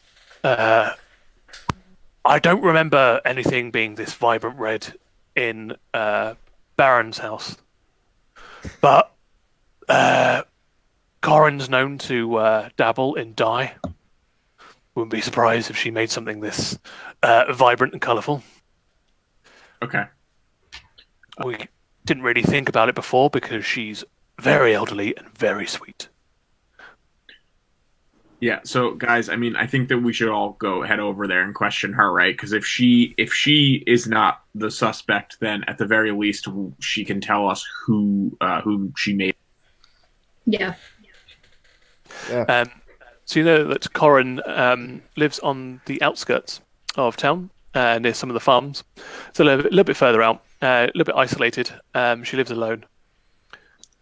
Her full name is Corin Ostiger. An elderly lady that lives on the outskirts. She rarely only comes into village to top up supplies. She also is, despite being very sweet, she does spread a lot of rumours about town. and you wouldn't be surprised if she's got her own opinions about what's happening in town. Cool. So you trudge over there. It's a very small, cozy cottage. There's a large herb garden on the outside. It's brightly painted. You see black smoke curling out from the chimney, and you can smell something quite delicious being cooked inside. There are small, round windows, 2 of them either side of the door, and the door itself is slightly ajar. Slightly ajar. Do we let ourselves in? I think we should. Can I make a perception check before we go in? Certainly can. All right. That's going to be a 7. Cool. What is there anything specific that you're looking for? You mentioned that doors were kind of ajar in this town, or doors were unlocked in this town for the most part, but I'm just trying to see if there's any danger about, or if anything seems suspicious, or maybe even any kinds of signs of force down. Sure. You peer through the door, crack in the door, and as you do, you see an elderly woman hunched over, a shawl around their shoulders, stirring a giant cauldron over the fire in the hearth of the cottage. There is a small round wooden table set in the middle. There's a bed off to one side. There's a place to cut and chop and prepare food. There's some washing hanging in the interior over the hearth. There's a myriad of objets d'art in here, including stuff like old bone china that's on shelves. And you haven't really been in Old Lady Corrin's house much. She's kind of keeps herself to herself. And if you do see her, she's usually out of a house in town, spreading around rumors and stuff and gossiping and that kind of business. But she does love making food. Making food. Well, yeah, she does like making food, but she also likes making clothes for the townsfolk as well. And you see the loom in one corner and a half-made. You're not quite sure what it is. Maybe it's a scarf, maybe it's a shawl or a towel or something, but it has got this red cotton thread on it. Wow. That's what you see with your 17 perception. All right. I'm kind of letting my nose lead me around the kitchen. So, I'm kind of hovering over whatever cutting board is cooking. Oh, so if you want to enter. So far, Sal just peeked his head in, but you can absolutely just barge in and start helping yourself to the kitchen if you so wish. I kind of just walk in, and I'm quiet, though very large. But my nose is just, I'm following my nose. Cool. Are you trying to be stealthy, or are you just naturally stealthy? I don't think I'm trying to be stealthy. I think I'm just walking in. Okay. You walk into the kitchen. You start looking at some of the half-cut vegetables, some of the meat products that are on the table yet to be cooked and prepared.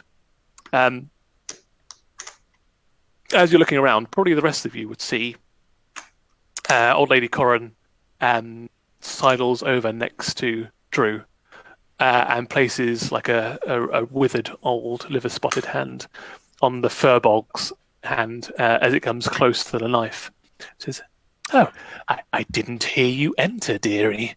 What are you doing here? Never seen you before. You wouldn't rob an old lady, an old defensive lady like myself, would you, dearie?" I hand her a scone. Oh, that's very kind of you. And takes the scone and sets it carefully on a bone china plate off to one side. I don't trust this lady. You don't say, guys. Yeah, I think we all know what's going to happen to this woman. Oh, there's so many of you. Please come in. I don't have quite enough chairs for everybody, but the smaller of you can use the old chairs that my husband that made for me, and a couple of you can take a seat on my bed. I'm just cooking something up in this stew here. I interview. What are you cooking, huh? Yeah, can I smell what the ingredients are? Oh my word! This poor lady. Do a nature check for me, please. What's cooking? Ooh, That is not great. It's a 4. I would also like you to do a wisdom saving throw for me. Oh dear. You don't have to read into that. Oh, I got a 20 on that one. Okay. Oh, Kylie's happy. She got good. Plus She got some- 3, so it's a 23. So you don't necessarily smell anything before you see it, and as you take the ladle and just move it around a little bit, you just see like a small carcass of a vermin break the surface, and then an eyeball, and then and then when you bring the ladle out, it's got like what looks like seaweed, but it's red. And there's a small bone in the ladle as well. And you're like, and what once looked like a tasty stew is now smelling quite acrid and bubbling with like a yellowy green effervescence on the surface. I'm fully regretting giving her my scone. That's dead rat gumbo. Oh, and as you look back at forlornly at the scone, where she's touched it with her fingers, it's rotted very, very quickly, turned black. Like there's 3 fingerprints on it, which have gone black and I molded. fully regret. That's such a waste of a scone. Defenseless old woman. All right, Y'all let's just start had a the witch punches. living in town this whole time? Come on. All right. But off the back of this, I think I need everybody else to do wisdom saving throws. All right. Okay. Oh, hell yeah. 18. Clerics with that beautiful wisdom. Indeed. Luckily, I rolled a 19 because my was 1, so 18. Oh, nice. Cool. You still beat me. I only got 18.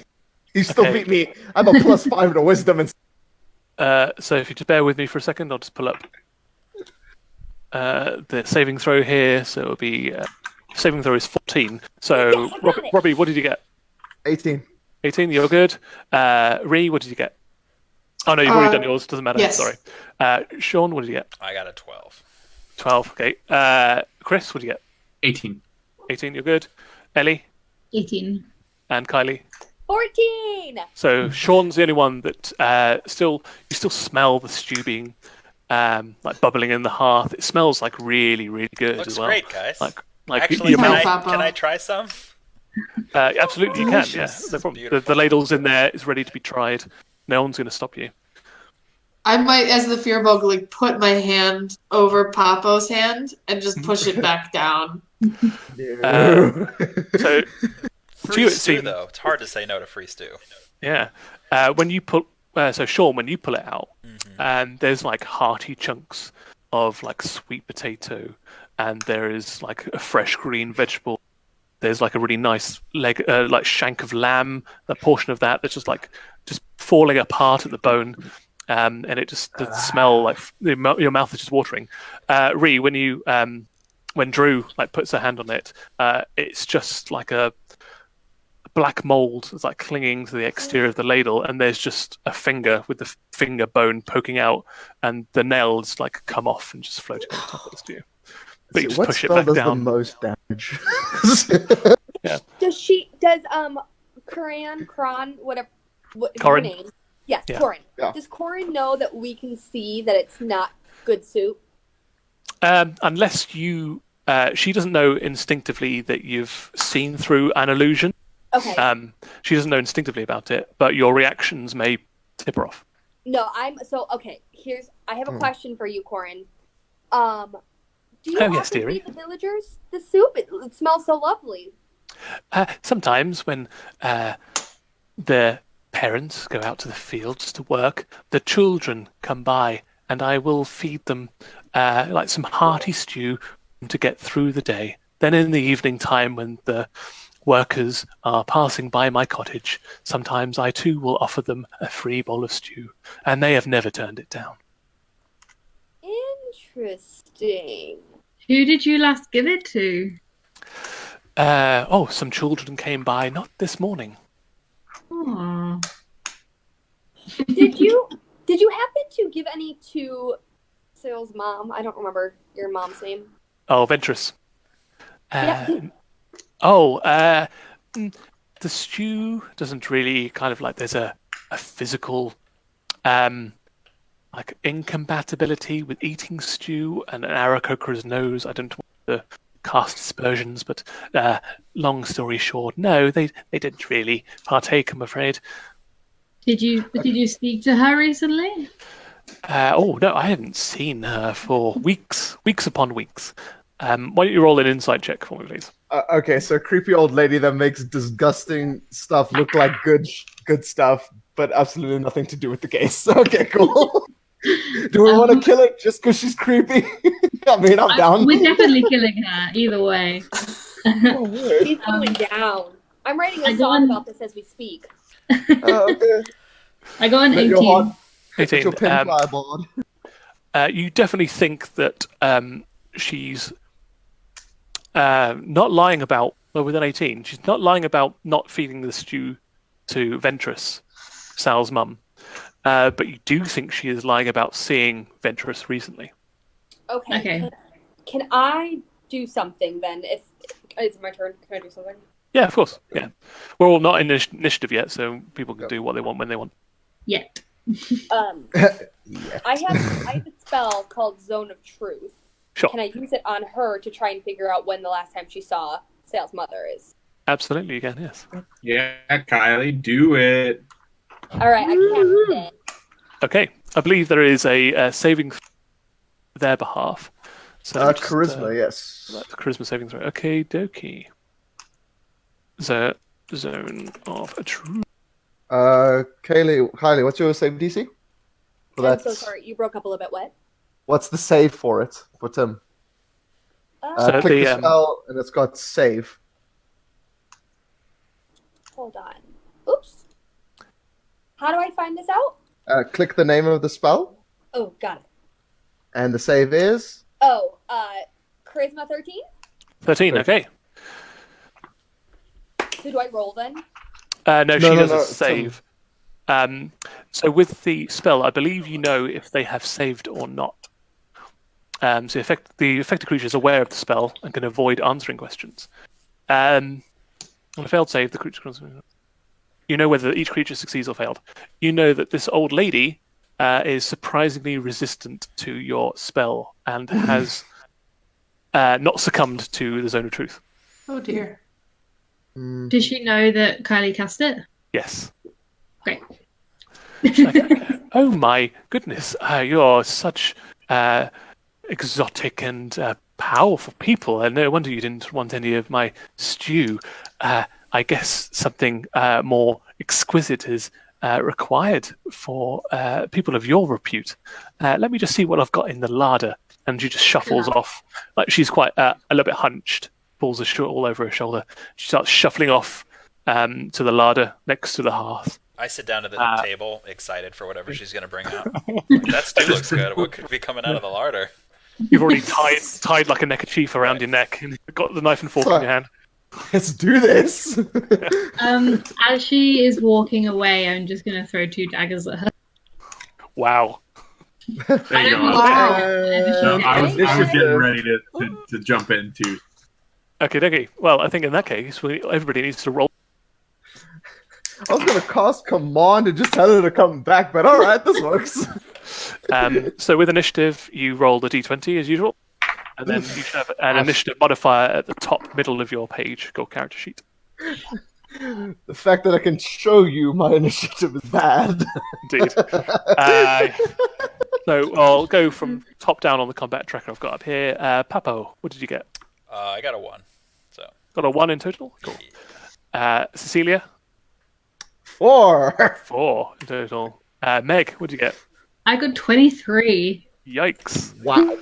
Okay. Sal, what did you get? 13. 13. Drew? 12. 12. And Windy? I got 5. 5? That's fine. Makes sense. Got 5 With the highest initiative one is the one that starts the battle. And I need to do one for her as well. Okay, she got 9. So, Meg, you throw 2 daggers at this poor, defenseless old lady's back that just happens to be making terrible stew. and maybe shame covering it with a magical spell. Who knows? Roll to hit. Okay. So the first one, 8. What am I adding it to anything? So there'll be a on your character sheet. There should be a dagger, Yep. and there'll be a plus to hit. I'm on Your actions. to hit modifier. Okay, 8 plus 6 for the first one, So it's 14. That does not hit. and then 19 plus 6. That will hit. So that's, I believe, your offhand dagger. So that would just be 1d4 for me, please. Or Josh, what's our AC with 14? 2. 2. Done. And hold on. Do I get? Because this is a surprise round for you specifically, because you kicked off the surprise round. Nobody else was really expecting this. You do get a free turn, and you do get your sneak attack damage as well. So you want to roll your sneak attack, which is, I think, 2 or 3d6? 2d6 for sneak attack. Cool. So 1 and 4. So 5 in total. So another 5. So yeah, as you throw this dagger from braces, just infinite daggers, appears in your hand. Go for it. Sorry, did you say I get another action because of my sneak attack? Or because it was... That was your sneak attack damage. Okay. Yeah, I think you just got 1 attack action per turn, but then you'd use a bonus action to throw the other dagger from your other hand. Okay. And that was a surprise round. She had it back to you. But only you were a part of that surprise. So we'll go back again to Meg for another round of attacks. Okay. I have 1,000 ball bearings in my bag. That you do. So I guess it would be an action to just take them and throw them all on the floor where she's standing in the hopes that she'll fall over. Yeah, I mean, you get like a use object action to grab them out of your bag or off of your belt or whatever, and then your action would be to throw them down at her feet in the hope that she comically steps on them and backpedals for a good 6 to 8 seconds before falling on her butt. So you're throwing them down there. It's now very difficult terrain for her. Next on it, we've got Sal. Cool. I'm gonna kind of like towards her and make an attack with my quarterstaff. Cool. And then as a bonus action, do an unarmed strike as I am. So I'm gonna roll for the quarterstaff right now, which is a 11. Which will probably not hit. It does not, unfortunately. All right, and then for the unarmed strike is a 9. All right. Really crushing it. As you go up there, potentially maybe because you're having to be quite tentative with all of the 1,000 ball bearings that are on the floor, having to pick your way through, and you're just kind of scooting comically on them as you try and land your punches.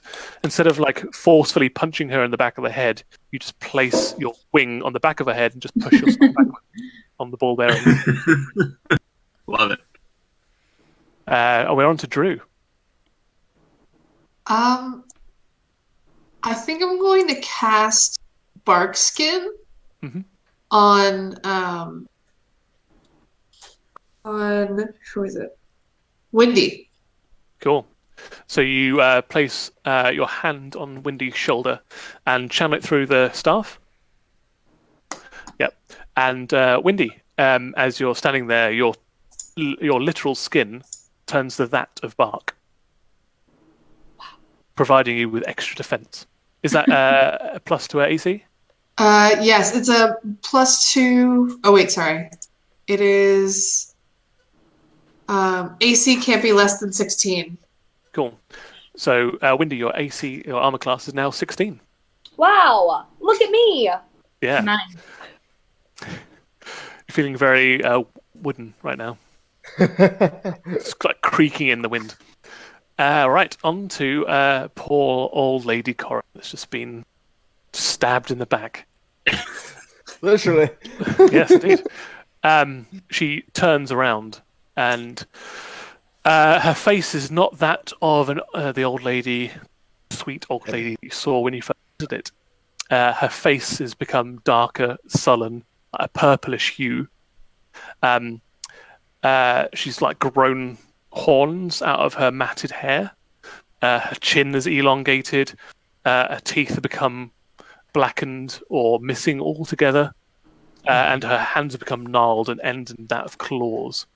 She goes, "You stupid little dillbats! I'm going to." You howled so well there, Tim. Good job. I was like, "Oh, this is on stream." Good job. I'm going to flay the very skin off your bodies and cook it up for the children of this place. Lovely. And she will cast a lightning bolt. Creature in the line. So in the line, I'll just randomly roll for maybe the 6 of you. So 6, which is Kylie, and a 2, which is Ree. So Ree and Kylie, as you're like giving her bark skin, she extends one gnarled, clawed hand, and just crackling lightning appears, arcing between her fingers, like that of an exposed diode, and she just fires out this lightning. It hits both of you. I want you to both do a dexterity saving throw for me, please. Also, I'll roll some dice. Oops. I have a 12. 12? Okay. 11. 11. So that's 15. So you both take 20 points of lightning damage. Ooh. 2-0. I'm not looking too great.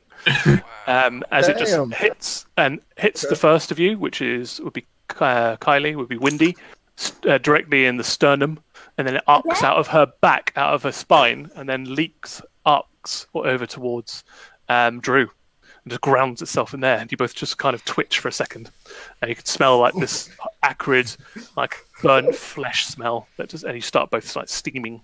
Yeah, it's not great. Okay, and after that, we're on to Windy, as you recover your constitution.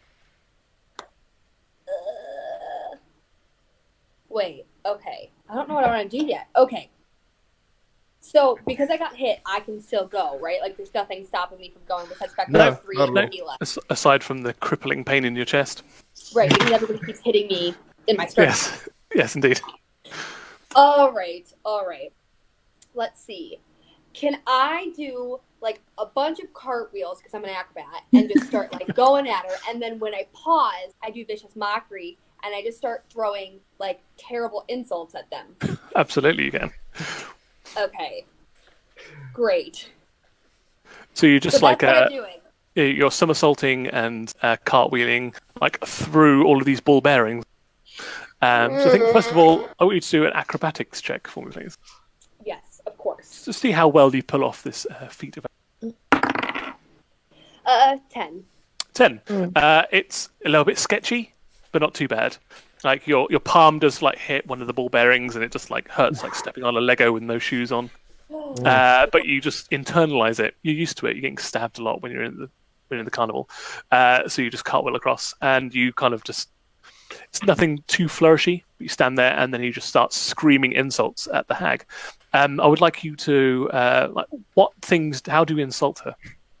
Well, so like she has horns and like scaly skin and things like that, right? Yeah. So we could call her scaly skin. Yeah. And we can make fun of her horns and be like, I don't have horns. Horns are lame. Yeah. You quickly look to and fro between the people in your party, make sure nobody else is saying, yeah, you got horns. Easy insult. No one likes a bad this cook. too. There you go. No one likes it. Could you do your damage then? Or vicious mockery damage? Yes. So my damage is 1d4. Cool. Which is the pointy one. This one? The pointy one. The fourth side. Ah! I didn't do it. Hold on, just stay there, everyone. Indeed. Okay, ready? I am ready. Yeah, Wait. She failed a wisdom saving throw, by the way. Wait, if it's point, hold on. It didn't actually land on anything. Does that make sense? So depending on what the point, on the bottom. Yeah. Oh, so it would be whatever's on the bottom. No, whatever's on the top point. Yeah. The point, the tip. What's on the tip? What number's showing here? There are different designed ones. There are. So if I Put this whatever's on the top. So Is this the wrong one? yeah, no, that's Yeah, good. No, you have it. whichever is on That's the a top. 2. The ones on the top, yeah. I'm a Yeah. moron. No, it's fine. It's a weird looking dice. It's a It weird is a looking die. strange It's very complex. A 2. Yeah, because some of them also have like the number on the bottom as well. So we didn't know, but it's great. Yeah. So yeah, she looks quite. Despite herself, she just touches her horns and looks a bit crestfallen when you point them out, as if she's quite a little bit self-conscious about them. Are they that bad? Indeed. They're hideous. And Cecilia, you're up next. Awesome, cool. So let's swing out a Sacred Flame on her. Cool. So that's going to be a dex save of 13 for you in all those beautiful, beautiful ball bearings. Yes, indeed. Oh yeah, I'll give her a disadvantage actually. Yeah, she got a 4. Awesome. She So failed. that's going to be 1d8 radiant damage. Ooh, The beauty of radiance. indeed. That's going to be a hot 3. A hot 3. It's all Hot damage. 3. However, I would also, as a bonus action, like to cast Shield of Faith on myself. My armor class right now is 19. 19. Perfect. Yep. So it's got Cecilia's AC is 19, and we've got Wendy's AC is 16 currently. Right, we're on to Papo. So you don't know why everybody started like just ragging on this sweet old lady that's provided you with stew, has gone to a pantry to potentially provide you with some exquisite delights. That is until she turns around and actually shows you like her true form, which is that of a haggard old misshapen crone, and all illusions just stop. The house itself becomes a lot more decrepit than it was before. There are wooden beams hanging from fallen. There's cracks in the roof tiles, and there are like carcasses, like animal carcasses, and maybe other kind of carcasses that are just strung up all over the place, as well as like these intricate string and wood like effigies as well that are hung up everywhere, and there's like red paint strewn across the wall, you assume. Right. Okay, fair.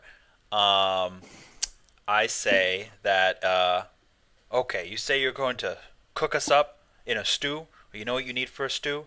A good stock. And it looks like you're all out. As I take the cauldron and I chuck it at her. Oh, God. So the cauldron itself is like massively hot. Yeah. Is but there fortunately- perhaps an oven mitt nearby?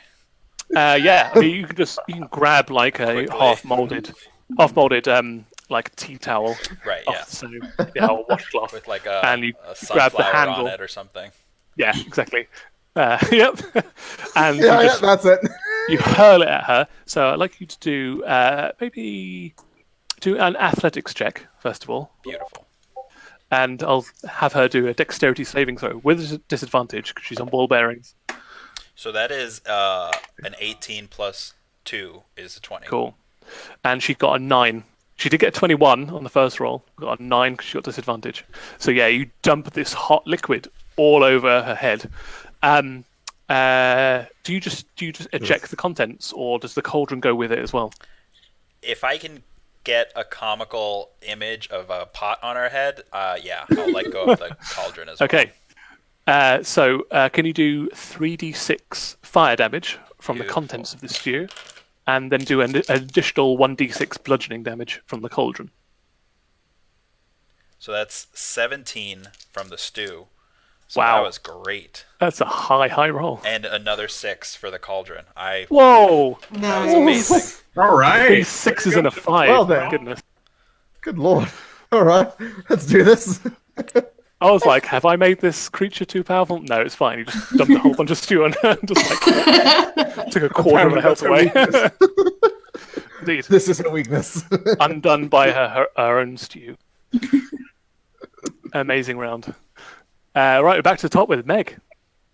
Okay, I'm gonna cast Hideous Laughter on her. Cool. With the aim that she Oh. finds it hilarious that she just got smacked in the face with her own stew. Absolutely. I mean, we feel like it's Love it.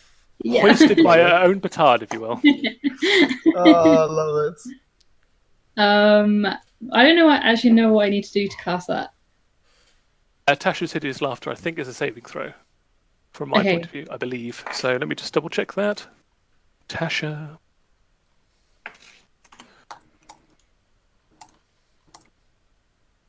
Sorry, just waiting for this to load. There we go. Right. Wisdom saving throw. So, do you know what your DC is? It'd be at the top of your spell. All your spells are if you click on the spell itself. Save DC is 11. 11, cool. So her wisdom saving throw is +2. So she needs to get a 9 or more.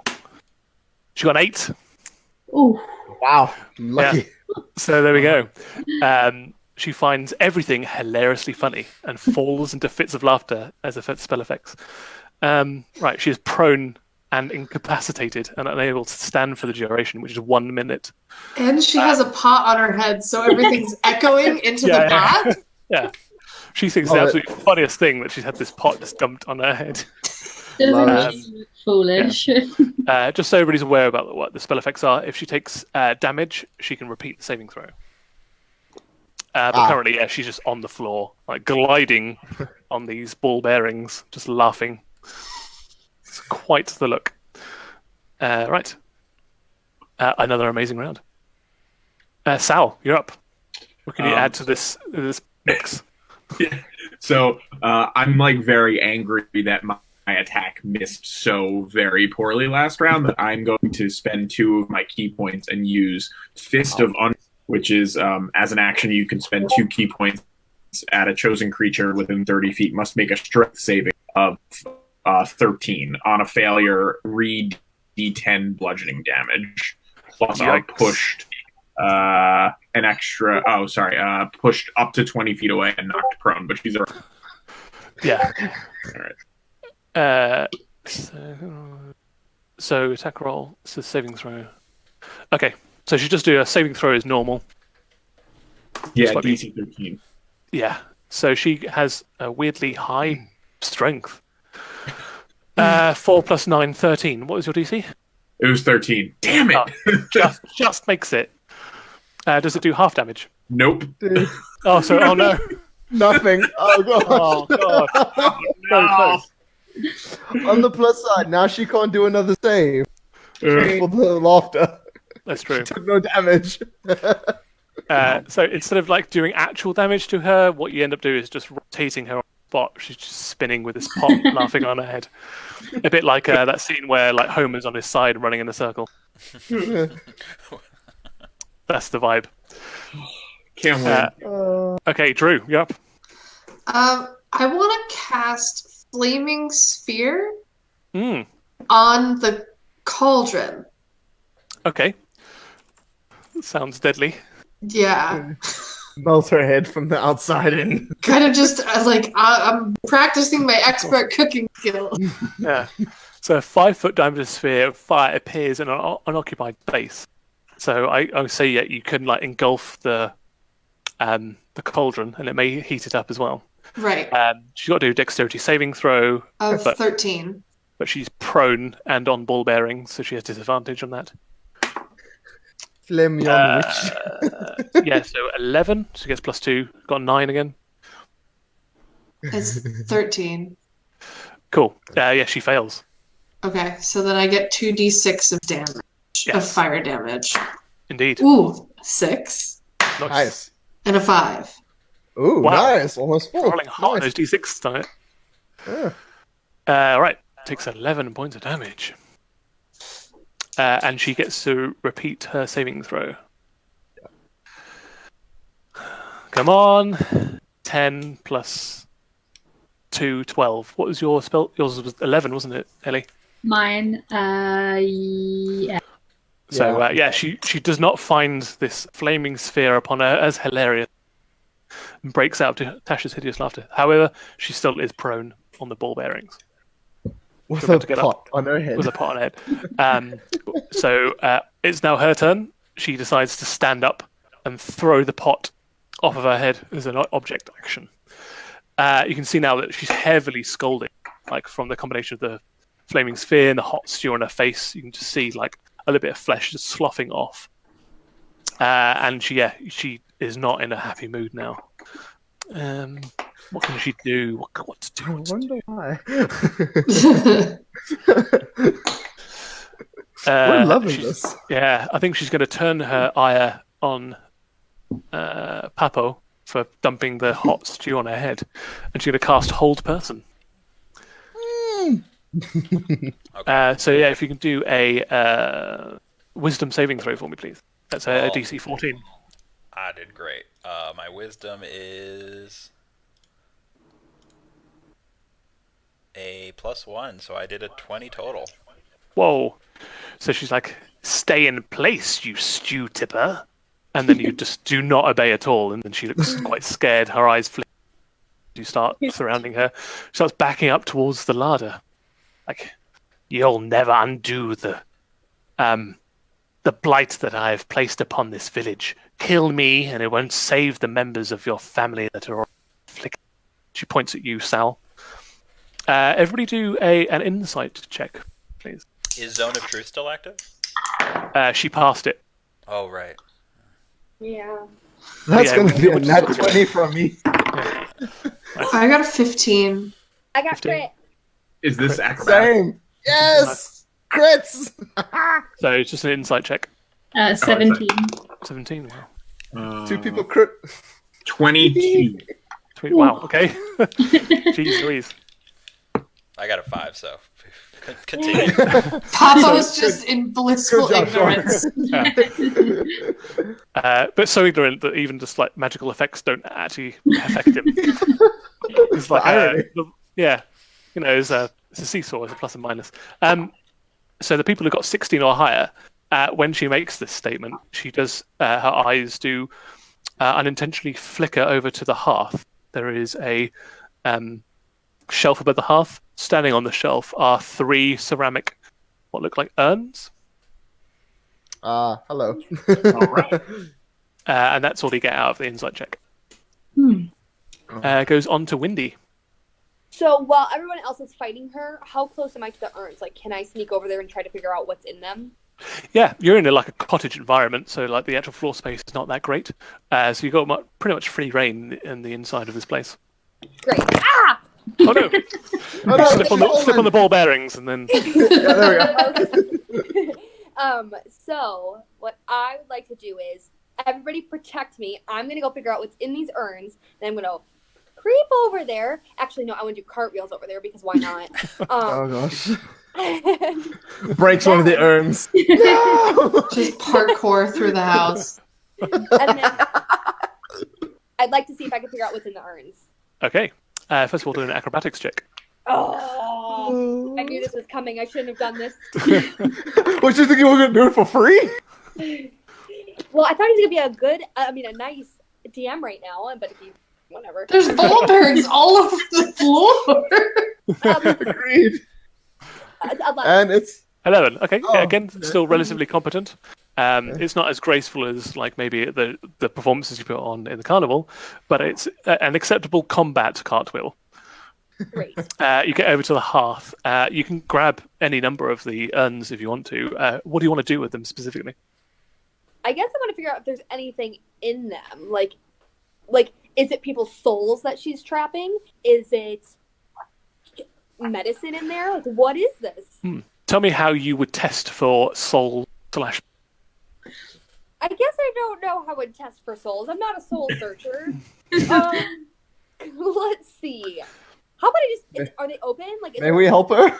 they have like a stopper in them in the top. Great. Is there a wine like popper by me anywhere?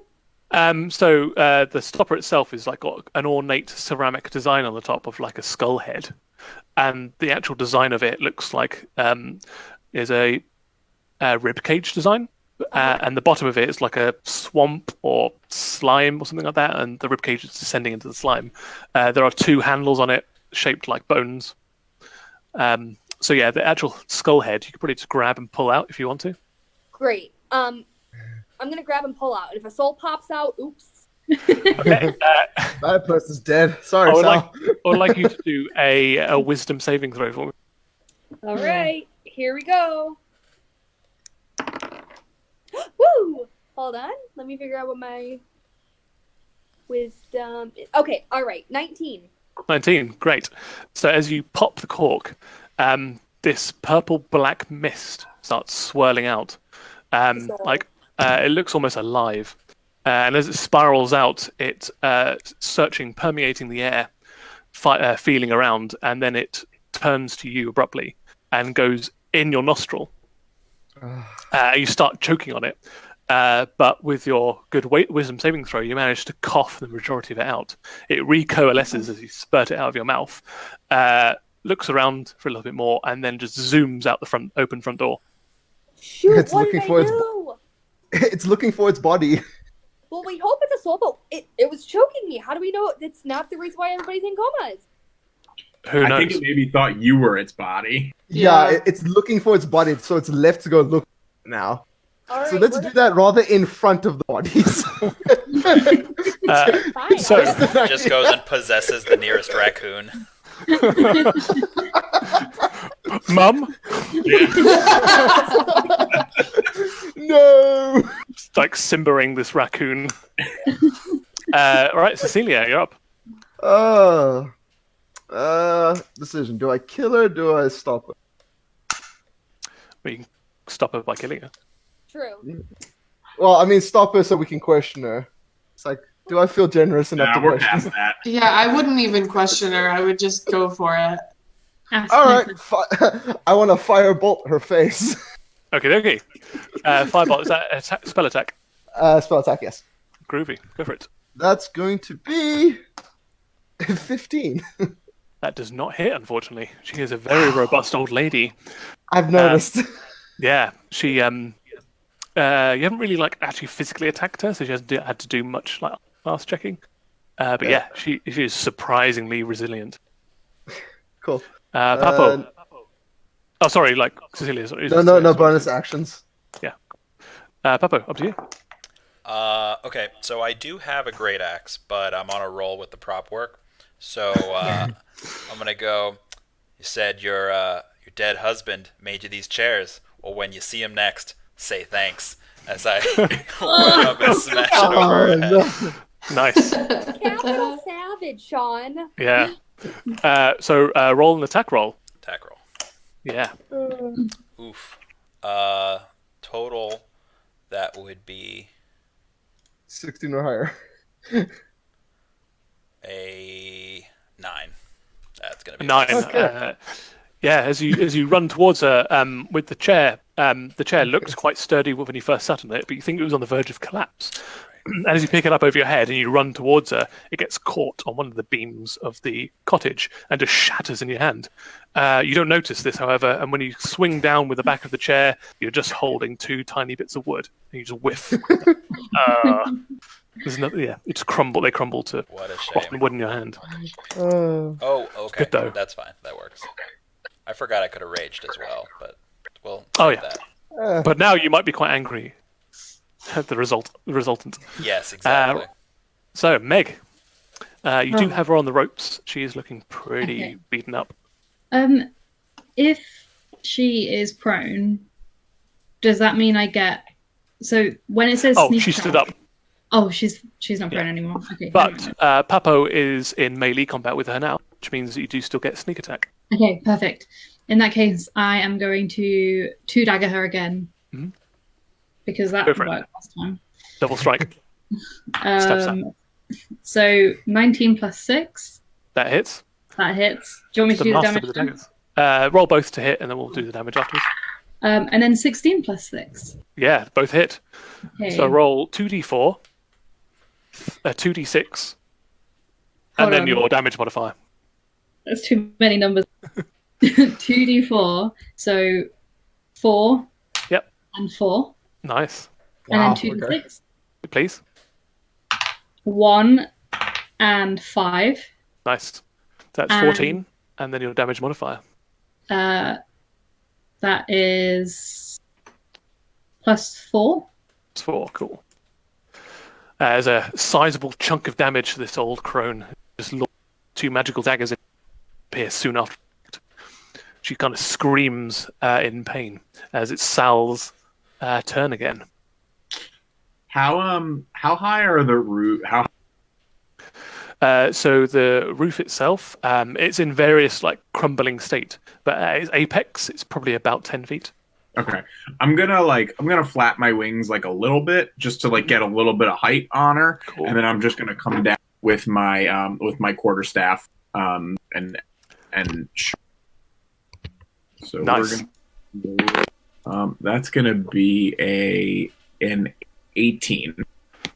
18 hits. All right. And then should I roll for the unarmed strike before I roll damage, or should I do them? No, just do all the rolling, all your attacks first, and damage at the end. All right. The unarmed strike's not going to hit. Okay. That was a 2. So we're going to for the quarterstaff is going to be 9 damage. 9, nice.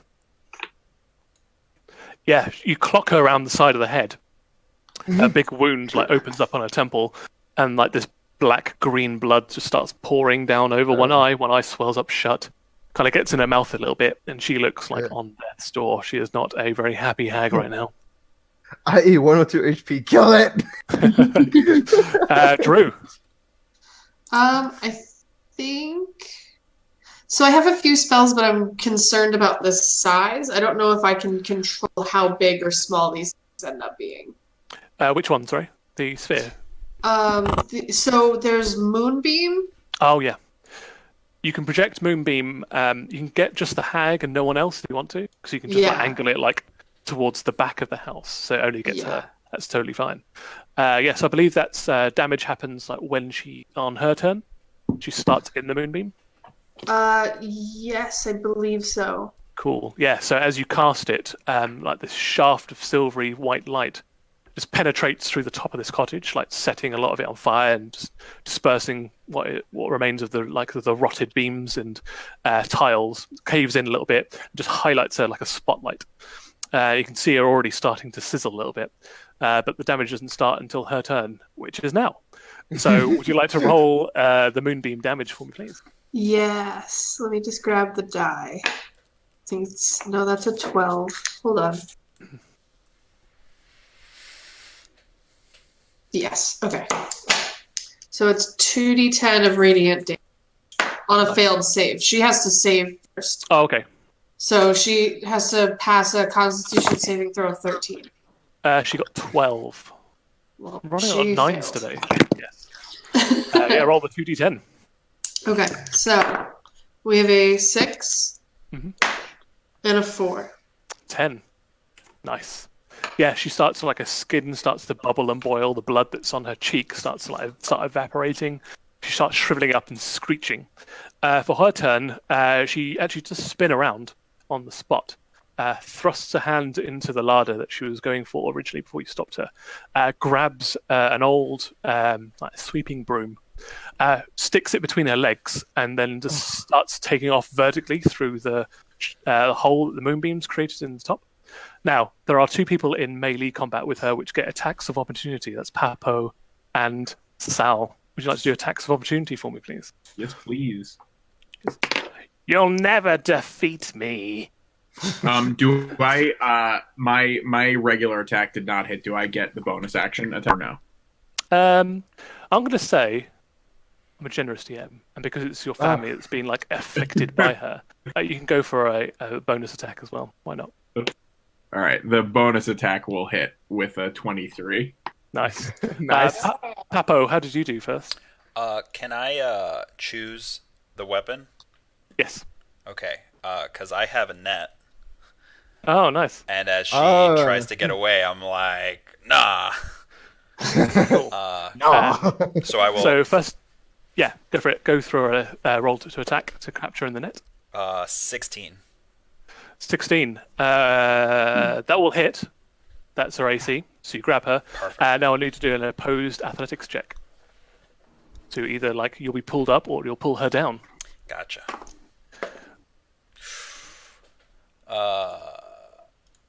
Not as good as it could have been. She got an 11. Yeah, I got an 8.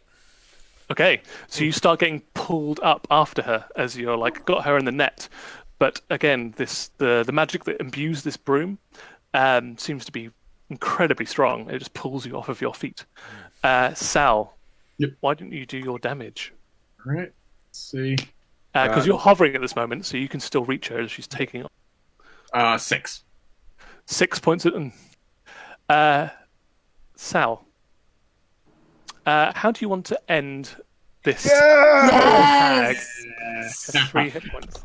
So it was an unarmed strike.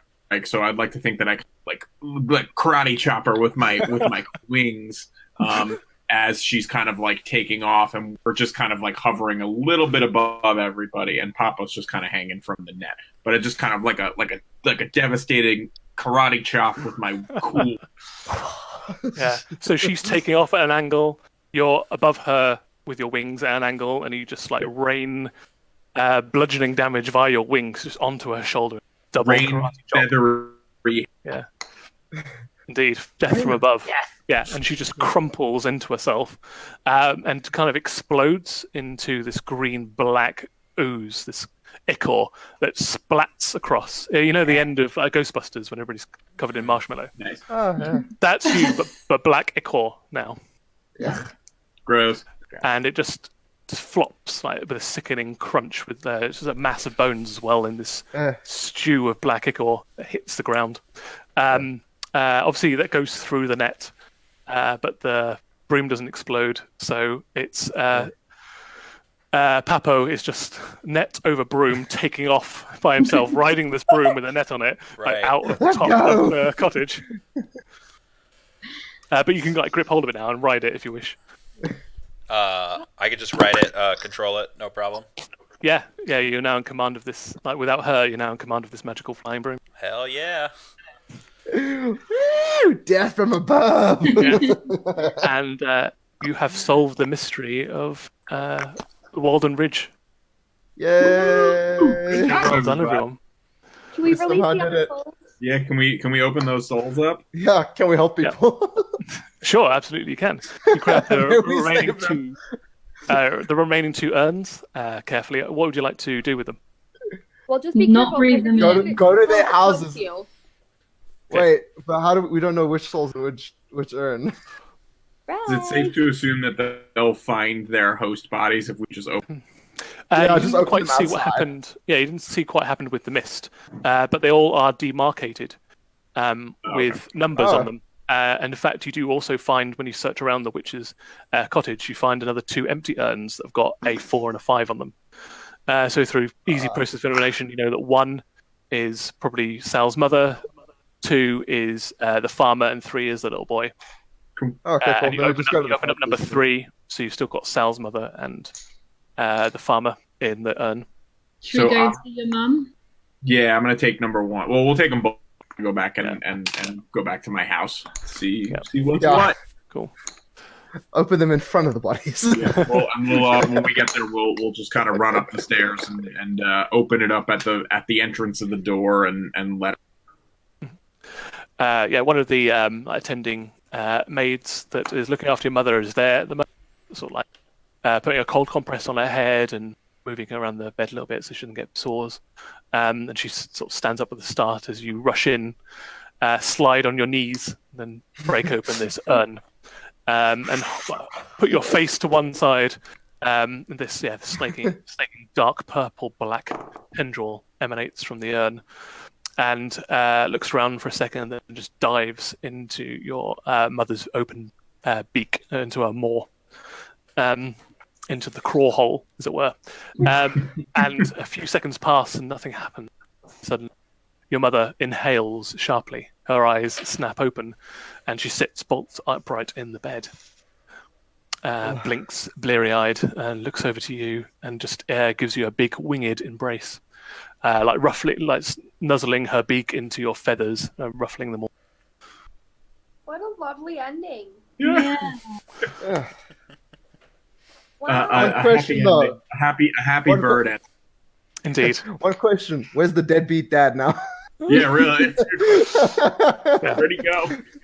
Well, you can assume that like one of the rumors may be correct. One of which was that he packed up and, knowing that the village didn't have the necessary magical supplies to treat your mother, hasted as quickly as possible to the nearest city to try and find someone of high enough repute to bring back to help. So he may be home soon. He may be home soon. For nothing. So it gets Yeah, but there. we'll be gone because the carnival is not going to wait this guy. Exactly. Yeah, exactly. Well, coincidentally enough, the carnival is heading to the exact city where your father is currently. And the plot thickens. The story continues. Indeed. So yes, I'd like to thank everybody for playing tonight. You're amazing players, and I hope you've enjoyed playing. It was so much fun. Thank you. And, Thank you, great. Dungeon Master. Thank you, Tim. Thank you, Tim. You're amazing. my pleasure, absolute pleasure, and a thank you to everybody that tuned in at any point during this evening, or this afternoon, or this day. I hope you've enjoyed it as much as we enjoy playing. So it's a thank you from me, from Tim. I'll go over to my players if they want to shout out anything or have any. If you like watching D&D, you should probably watch Rollover and Die. Well, they're pretty. Maybe. Yes, Insert plug. our Dungeon Master is the regular DM for Rollover and Die. And do you guys have a regular streaming schedule or the next one scheduled? It's out usually every Monday, although with being at home, internet and uploading. So last one came out Tuesday, so the next one Tuesday. And after that regular episode, we've got an exclusive Q&A coming out the week after. Ooh, And then nice. we'll be back to our normal streaming schedule thereafter. Beautiful. Nice little plug. There we go. Nice little plug. If you like this kind of live content, let us know in the comments below, so we can look into doing more cool stuff like this for you. Definitely. Yeah, absolutely. We'll do And it we'll as long as you continue. keep watching. Yeah, or continue the adventures. Yeah, Right. well, I've enjoyed it much, and if there is, if everybody carry on, Alrighty. Cool. Well, thank you, everybody. Again, stay tuned to our social media channels when we will be announcing more online content. And as we said, check out Rollover and Die. I think that's about it. Have a safe weekend, everybody. And we'll see you next time. Bye. goodbye. Bye, everyone. Bye.